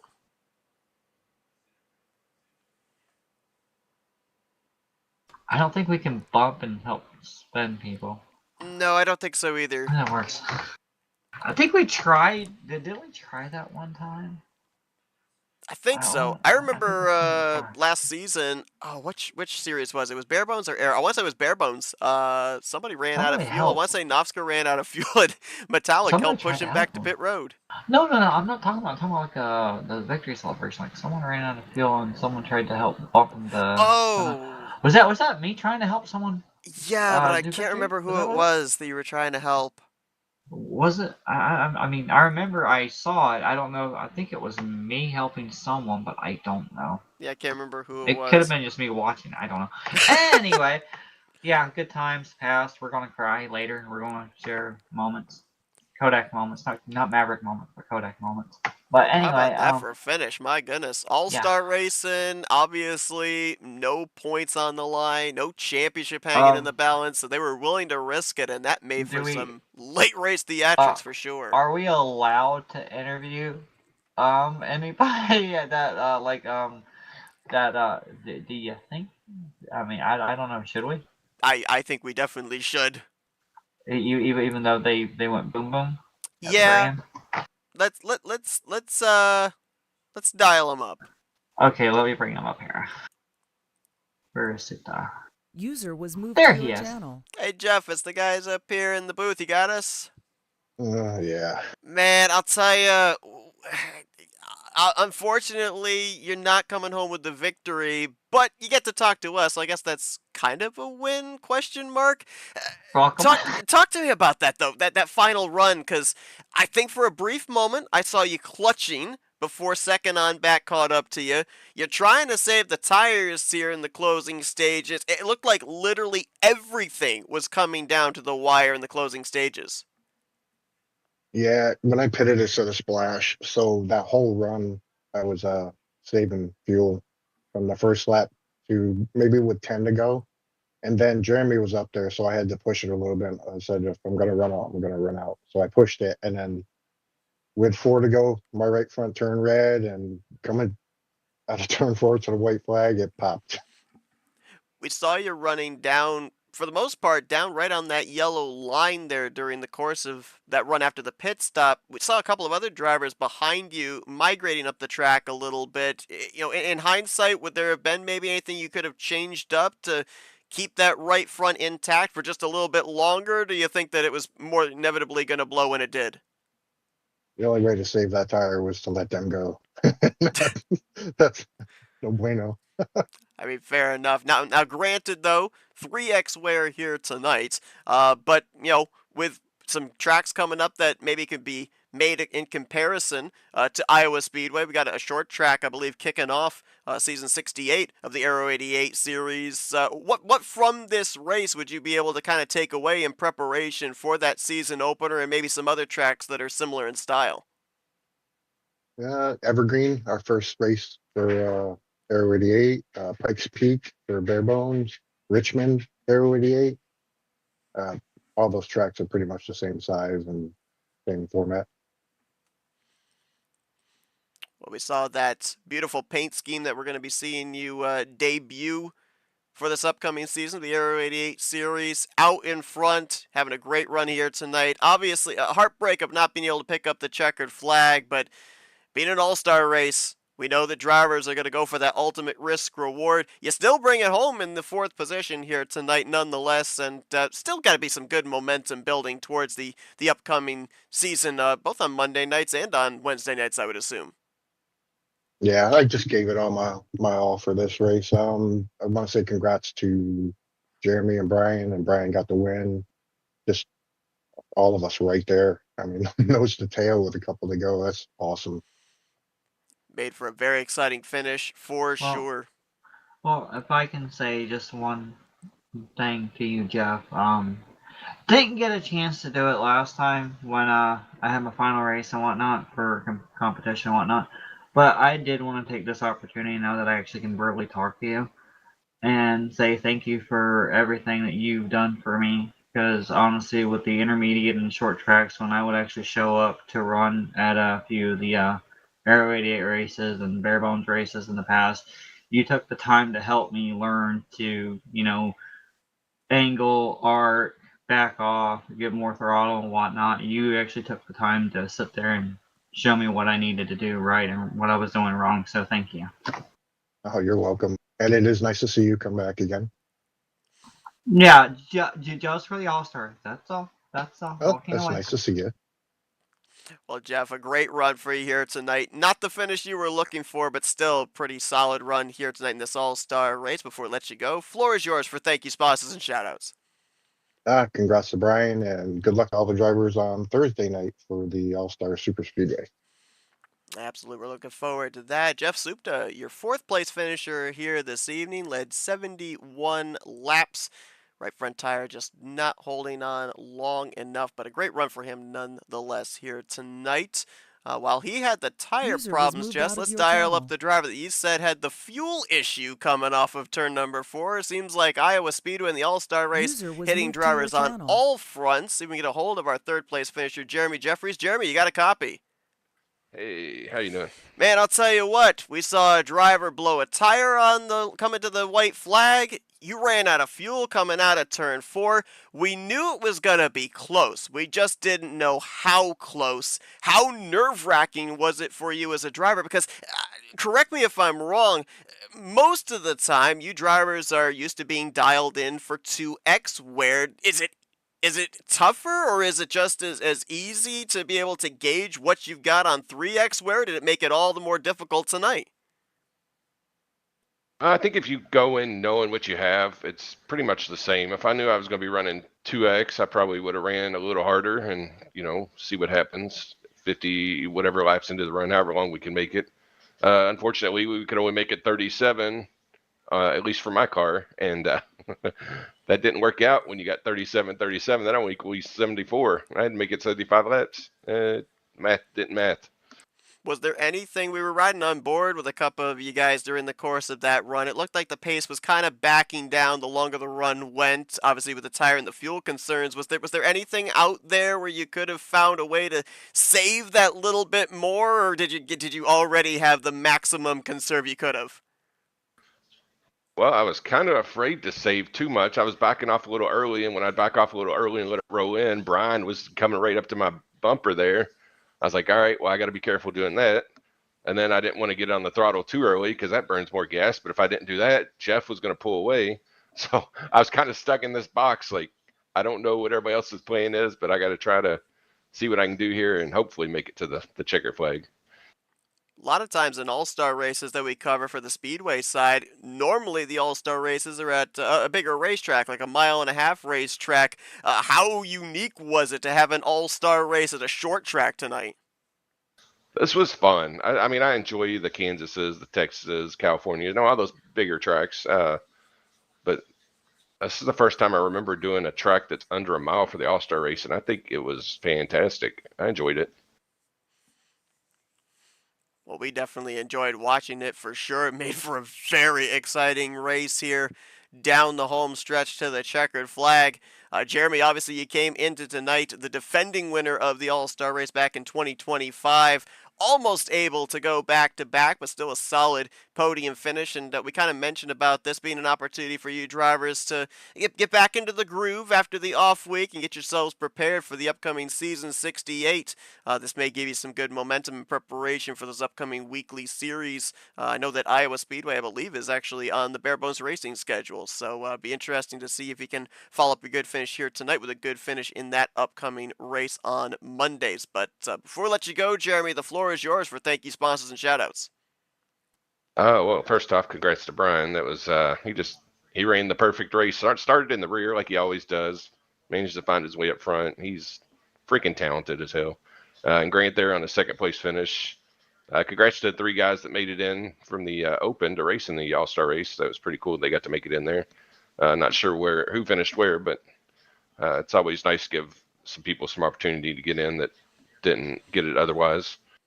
Thanks to Sean Prime, Jason Check, Josh Metallic, the owners.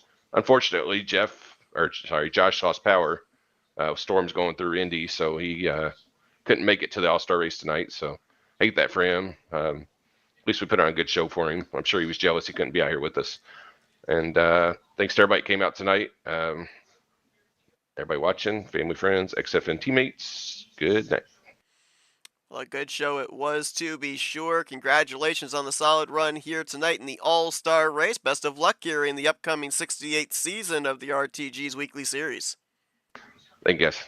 User was moved out of Jeremy your channel. Jeffries, third place here tonight. Let's see if we can get a hold of the driver that brought it home, second place here this evening, Grant Wesley.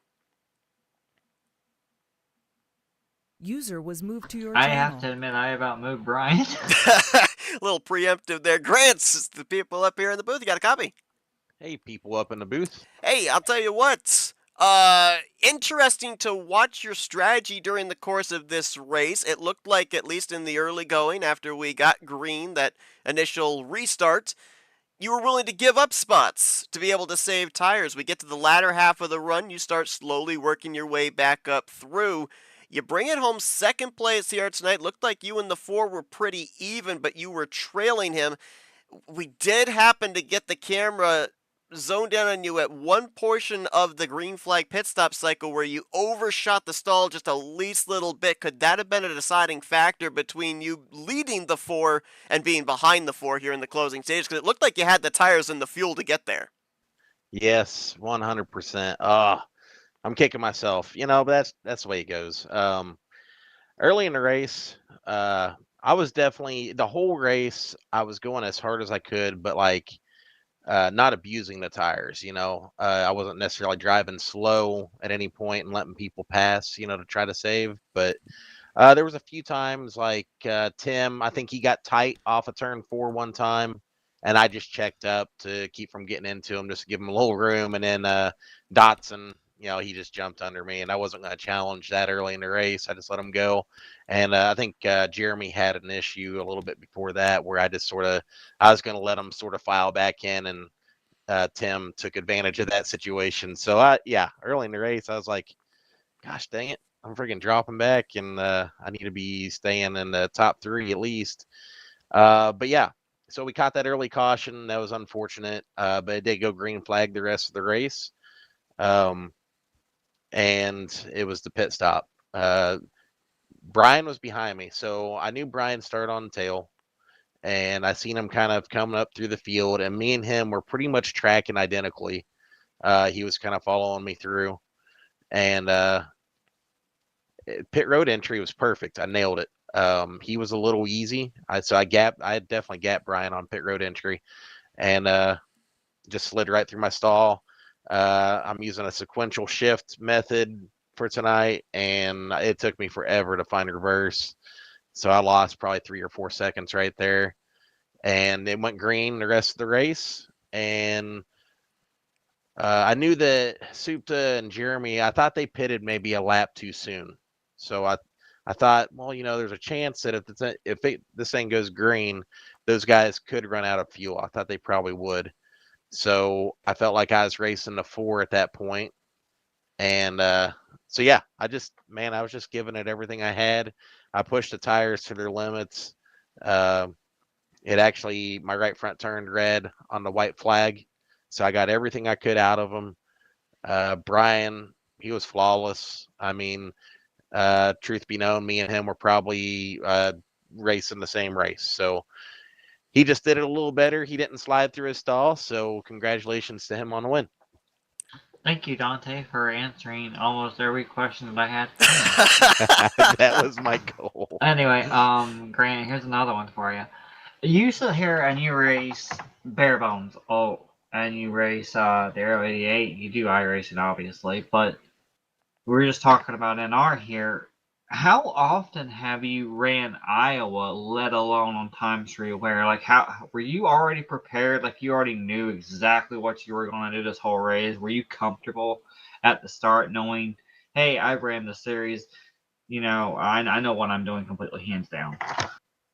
No, I wasn't. I've ran this track several times before, actually, but so I save my replays and I date them, and pretty much we run this track twice a calendar year. So like twice in 3 seasons, I guess is another way of putting it. So I've been here several times, don't get me wrong, but I only come here about once every 6 months. So every time I come here, and that pretty much goes for the majority of the tracks that we race at, I got to run. My go-to method is to run a fuel run in practice just to get laps under me and see what the fuel looks like. It was a learning curve, but it came to me pretty quick.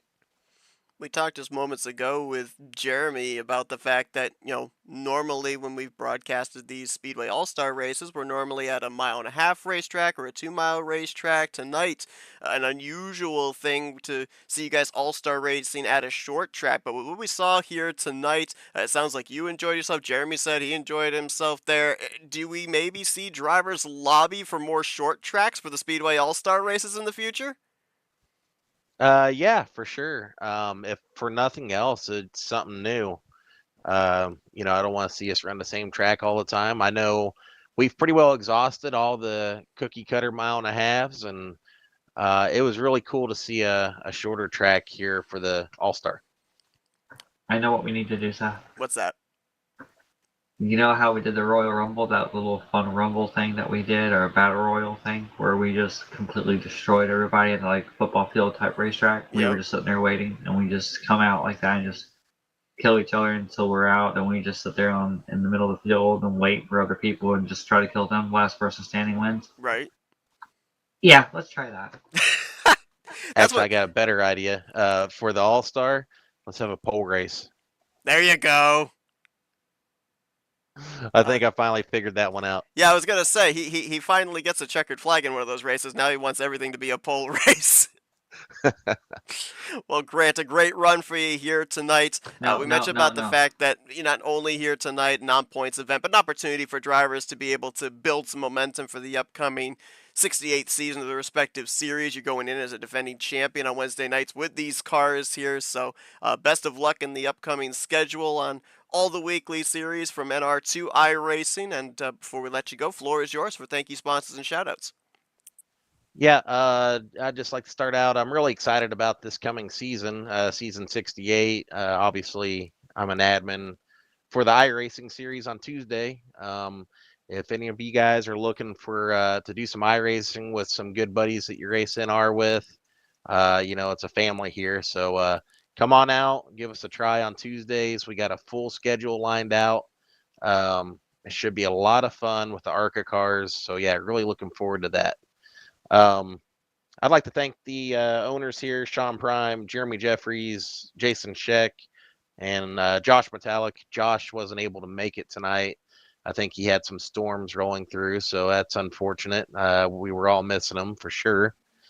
I'd like to thank just the administration that puts on these all-star events. I know Jeremy Jeffries plays a huge role, so Sean, and I know I'm probably missing somebody, but yeah, just thanks to those guys for putting these special events together for us, with the open, giving those open drivers the opportunity to race their way in. I think it's really cool to get and sit and watch, some of our drivers race before the main event. FRN, thanks to you guys for everything you do. Jess, it's good to see you around. We miss racing with you. Glad to see you at these special events. I'd like to thank my teammates with XFM and my friends and family for watching. That's Grant Wesley, second Hey, place here real tonight quick. at the Lights at Iowa in the Real All-Star quick. race. Grant. I mean, you may be with Brittany right now, but when you get married, you'll understand what time scheduling is. 10-4. Well, Grant, congratulations on the great run here tonight, and best of luck in upcoming season 68 for the weekly series here for RTG. All right, thanks. Grant Wesley going to be the User runner-up was moved finisher out of your here channel. tonight. Just to further his So plug there. Who do we get to here? Who do we get to now? We're up to Shilly. But just to further plug there for Grant, the iRacing series. We've had the privilege of broadcasting a couple of their iRacing events this past season. Incredible finishes, and we've got some dates coming up here as well for season 68. So be sure to join us for those broadcasts, or as he said, join them on track for some really, really good racing action. Now, is that going to be in correlation with just specific broadcasts or what? It's just specific broadcast, yes. Oh, okay. Well, I mean, I wasn't kidding about that. I mean, when you get married, it's a little bit different than being in a relationship. I mean, like you're going steady or whatever, boyfriend, girlfriend, cool. But when you get married, it's a little bit different. Take it from me firsthand. I know. All right, let's see if we can down to Victory Lane and dial up Ryan Schilling. Okay, let me move Chuck McClure then. That'd be a pretty neat trick. He's not even in the team speak. He's a champion. He is. User was moved to your channel. Hey, Brian. Schilling Motors.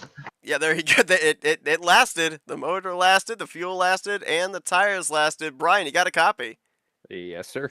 Okay, so the only driver that took the green flag here tonight that did not put down a qualifying lap time, I think within about 10-15 laps, you were up in the 6th position. And just talked about it. We've seen it in the past. You are one of the best when it comes to saving fuel. We had a driver blow a tire in front of you. We had a driver run out of fuel in front of you. And you cross the start-finish line with fuel to spare to be able to do a burnout. I know that we've asked you this in the past, but it bears repeating. How were you able to do it here tonight, especially with the fact that it's a non-points event, it's at a short track, and it's 3x fuel and tire consumption? Well, it kind of fell in my lap, to be honest. We had the only yellow there. I went in, topped off, which gave me a couple laps. And yeah, by the time I looked to see where we were, for pit stops coming up, I'm like, oh, I actually could have went a lap or two more, which I should have. But yeah, it put me right at the fuel window when I pitted. We saw the drivers all be able to complete the green flag cycle. Jeff's brought up the the possibility that maybe there could be an undercut strategy, come down a couple laps sooner than everybody else, be able to get those fresher tires. We saw you be one of the later ones onto pit road. Did you see any possibility there of drivers being able to leapfrog you on fresh tires? Or as you said, after being able to top off there under that yellow, that your strategy was already set in stone regardless of what the other drivers did? Yeah, by that point, when there's probably 10 laps left in that run, I'm like, well, I'm committed to that strategy of running as long as I can. But yeah, short pitting, just because of the fuel situation, just those guys would have had to pit, another time essentially. So I knew by that point, I knew I was on the right side of it. If I had, a car or two that jumped me in the order, I wasn't going to be too concerned. Now, obviously, the All-Star race is non-points. There's no championship on the line, but there is something that hangs in the balance. You came into tonight the 2024 Speedway All-Star race winner, and now with this victory here tonight, you've got yourself automatically locked into the next 2 Speedway All-Star races. So how much of a load is that off of your mind in preparation for, when we eventually hit these mid-seasons again? Oh, it's always nice. You never know when your last win's going to be. So, just I've gotten to the point where I definitely can't take a win for granted. And even Mondays, I spent the entire season, on a dry spot until the last race, blowing engines, blowing transmissions. Just it's just nice to get that monkey off your back. And apparently maybe I'm going to start the Joey Logano pattern here of every other year. I don't know, would this be considered? Yeah, it'd be season 68. It's an even year, so there you go. You might be able to follow that Logano pattern. As I mentioned, he had that 2024 All-Star race victory. That was at a bigger racetrack. Here tonight, a victory at a short track. Where are you in terms of where you'd like to see the venue be for the 2027 All-Star race? Road course. Of course. Why did I even ask? I should have known that was the answer. No, that would be a very unpopular all-star race. I'm good with whatever. I'm kind of jack of all trades, master of none. I just enjoy racing. That's half the reason I started in the back tonight. It's like, you know what? I want to start in the back. I want to pass some cars and have some fun. I have a question, if that's okay. Yeah. So, like I said with Grant's done this, bare bones, and Aero 88 watched it for a while, raced it for a while, watched it back, and he was saying that he would go back and look at his replays and whatnot because he has them dated and whatnot. How about you, Brian? I mean, not only, I just want to ask, how well are you at Iowa specifically? Were you prepared in your mind for this and whatnot, like ahead of time based on racing elsewhere, the previous seasons and whatnot? But did you take anything from the Open that you were watching at all from that and use it to help you in this one? No, not really. But I did actually do something different tonight, and I raised my steering ratio to 32-1. I've never gone that high with it. Yeah, it was 18-1 when I saw it. Yeah, it was that low. So I had a driver. There's a driver that used to run the modifieds here. Jim Windrow always said, set your steering ratio as high as you can. You can stand driving it. So I'm like, well, you know what? I'll try 32-1. I went out there, worked fine. I knew I had to do something different because Jeremy and Jeff always have the pace here. I've always been 3rd to 5th at best. So just like, may as well. There's no points. It's bragging rights. So just try. Hey, Yeah. Brandon Hawking, 12-1 steering ratio every single time. Yeah. Well, I mean, we talked about the fact that with it being a non-points event, your drivers would be more willing to not only maybe take some risks in terms of pit strategy, but also be willing to experiment as well. So, why not? When it's a non-points event and you got the 3 times wear, why not go into the chemistry lab? You might end up coming up with something big, and you were able to do just that. Well, like Brian said, he went all the way up to where he did in the 30s for the Yeah. stern ratio, right? Now, what did Grant say? Every so often they come back every 6 months to this track roughly. So at least if Brian decides he wants to race, hey Brian, guess what? Good chance you might actually win. Yeah, Bare Bones, I think, comes back to this venue this upcoming schedule. So do you go 32-1 then? Oh, absolutely. If I remember. Well, Brian, congratulations on the victory here tonight. Well deserved, a thrilling finish here in the All-Star race at Iowa Speedway. And we'll let you get back to your celebrating in a moment. Before we do, though, floor is yours for Victory Lane. Thank you, sponsors and shoutouts. Well, as usual, thank you for Jeremy for organizing all this and putting it on. Sean being our eye in the sky. I'm glad we didn't have to put him to work too much there. Some good clean racing in both. Josh, sorry your power's out. Wish you were here tonight too. Great run to Jeff, Jeremy, Grant. Other guys put in real strong runs. Just thank everybody for coming out, and thank you for the broadcast, and thank you for all the admins that do all the work they do behind the scenes that don't get the credit they I know they don't look for the credit, but they don't get the credit they deserve. So well, Brian, congratulations. Literally pulling off the last to first challenge here tonight at Iowa Speedway, picking up the All-Star race victory. And hopefully this is a sign of good things to come in the upcoming season 68. Thank you. That's Brian Schilling. He's your winner here tonight. His second All-Star race victory in the last 3 years.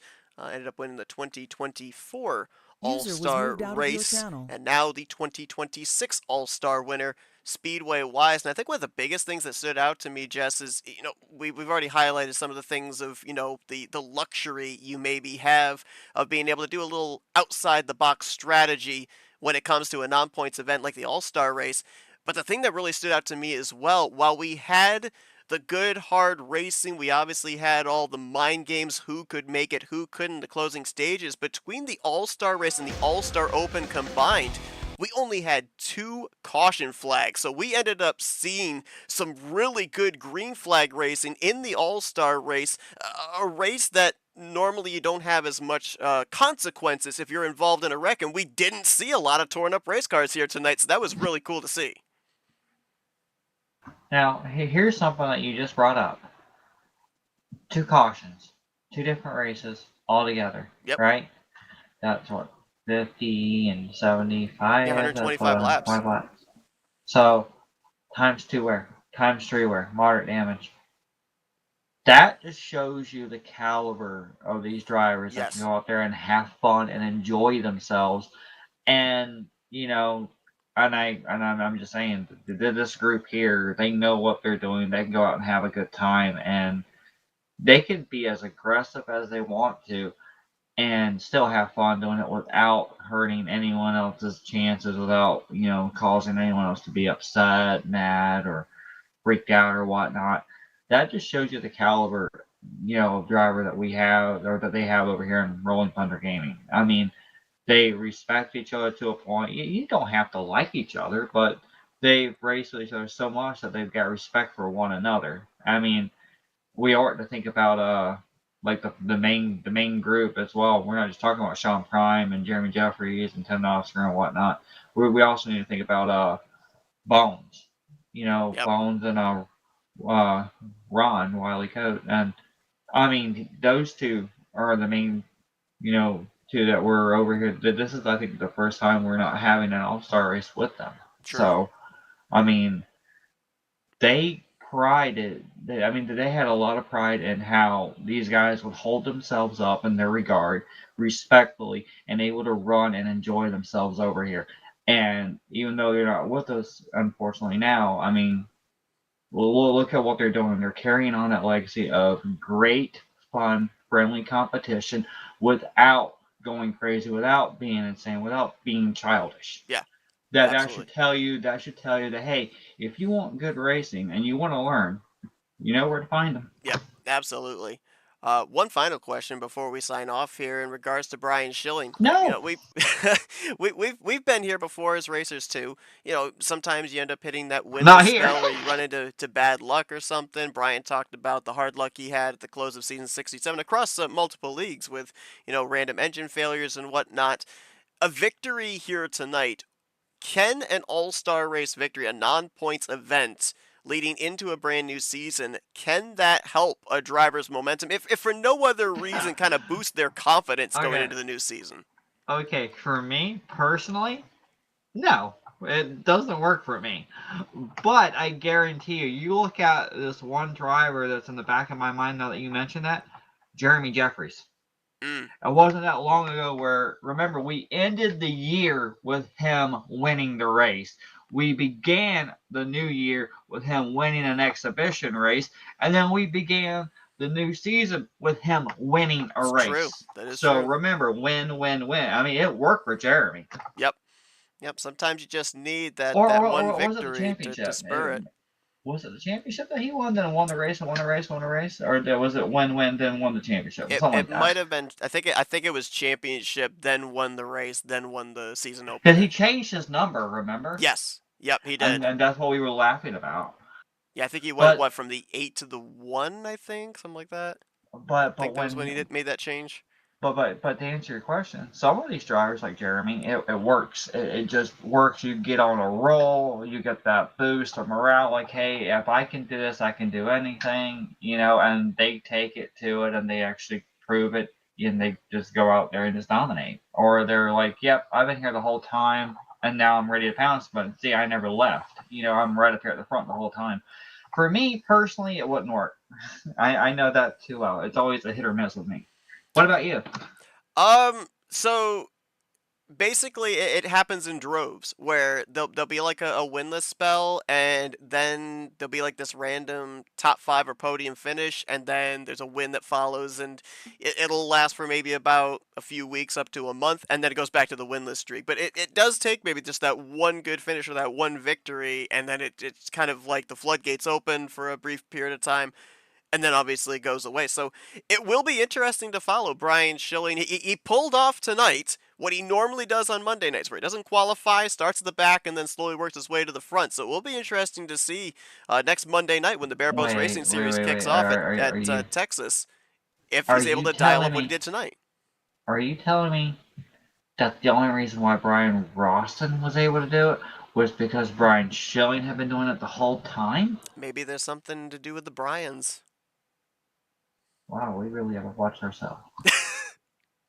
As we now take off our tinfoil hats, we thank you. Well, our Thursday's coming up, and remember, we got the Super Speedway Yes, we do. All-Star Open, and then following that, we have the main Open, and you know, that's going to be broadcasted right here on Flatout Racing Network too, Seth. Yeah, we know that you're going to be taking part in the All-Star Open, and I mean this in the nicest way possible. Hopefully we don't see you up in the booth, because I'd love to see you transfer into the All-Star race, but I wish you the best of luck on that. Yeah, I am looking forward to it. I'm looking forward to getting back around with some of these guys. I mean, yeah, we talked about this prior, that I have enjoyed not being around, but I've also had that itch. Everyone's got that itch. It was great to see you back behind the wheel of the 20 last Saturday. Yeah, for the special event for Kelly Causey, raising money and charity for the ALS Foundation, which was really a great cause. I really enjoyed it. We raised, from what I understood at that point, over 8,000 that I'm aware of. So, I mean, it was a really good turnout for that league. Not for that league, but for that charity event and that special race. I mean, I'm hoping that he allows me to come back next season. But anyway, that's next season, and we're talking about Thursday. So, yeah, I'm hoping that it will do good. And after all, I'm in a special scheme for, that you pick for, I guess, Kyle. Kyle's going to go ecstatic if he's actually going to commentate. I don't know. It's a scheme I painted, which means it's cursed, but we won't talk about that. I was about to go into the fact that at least it's not the FRN car. That is true. It is not the FRN car. So you have a fighting chance now.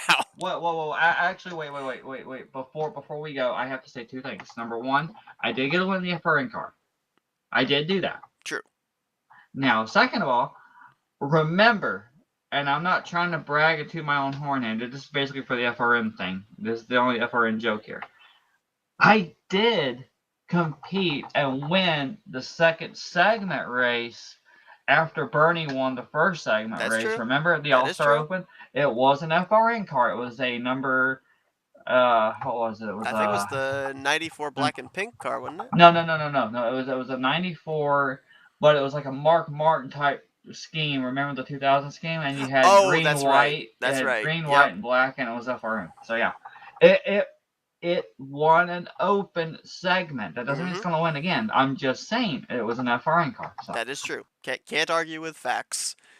Well, Yep. folks, as Jess said, hopefully we see you this coming Thursday night as we close out the All-Star Race week here for RTG. Super Speedway All-Star Open and All-Star Race And going to my be coming your appearances. way. And I won't be here until like probably maybe the end of the year. Maybe, I don't know. I'll be gone. Yeah, I think so. They're going to be running the Men Cup 2019 mod with the Talladega Super Speedway racetrack that you've seen these past couple of seasons on Thursday nights. You'll see this upcoming season on Thursday nights as well. Great track mod combinations, so be sure to tune in for that. Again, times will be similar to what they were here this evening. 8 o'clock Eastern time will be the green flag for the Open. We do not have a set time for the All-Star race, but it will follow the All-Star Open after the transferees are determined and drivers have the opportunity to go out there, get a little bit of track time in preparation for the All-Star race event. So 8 o'clock p.m. Eastern Standard Time is when we will kick off the festivities. Be sure to join us for that before we begin the brand new 68th season for Rolling Thunder Gaming's respective weekly series. But Jess, again, glad to have you in the booth here tonight. Had a blast calling this All-Star Race Open and main event together. Thanks to everybody for tuning into our coverage here tonight. For Jessica Lorley, I'm Seth Cole. Enjoy the rest of your Monday evening, folks. We'll see you on Thursday as you've been watching another broadcast courtesy of FRN, the Flatout Racing Network. Can't wait to get flipped again. This broadcast is the copyrighted work of Flatout Racing Network and may not be rebroadcast, retranslated, or used in any form without the express written consent of Flatout Racing Network and iRacing.com Motorsports Simulations. Flatout Racing Network would like to thank you for your support, and we hope you enjoyed tonight's broadcast.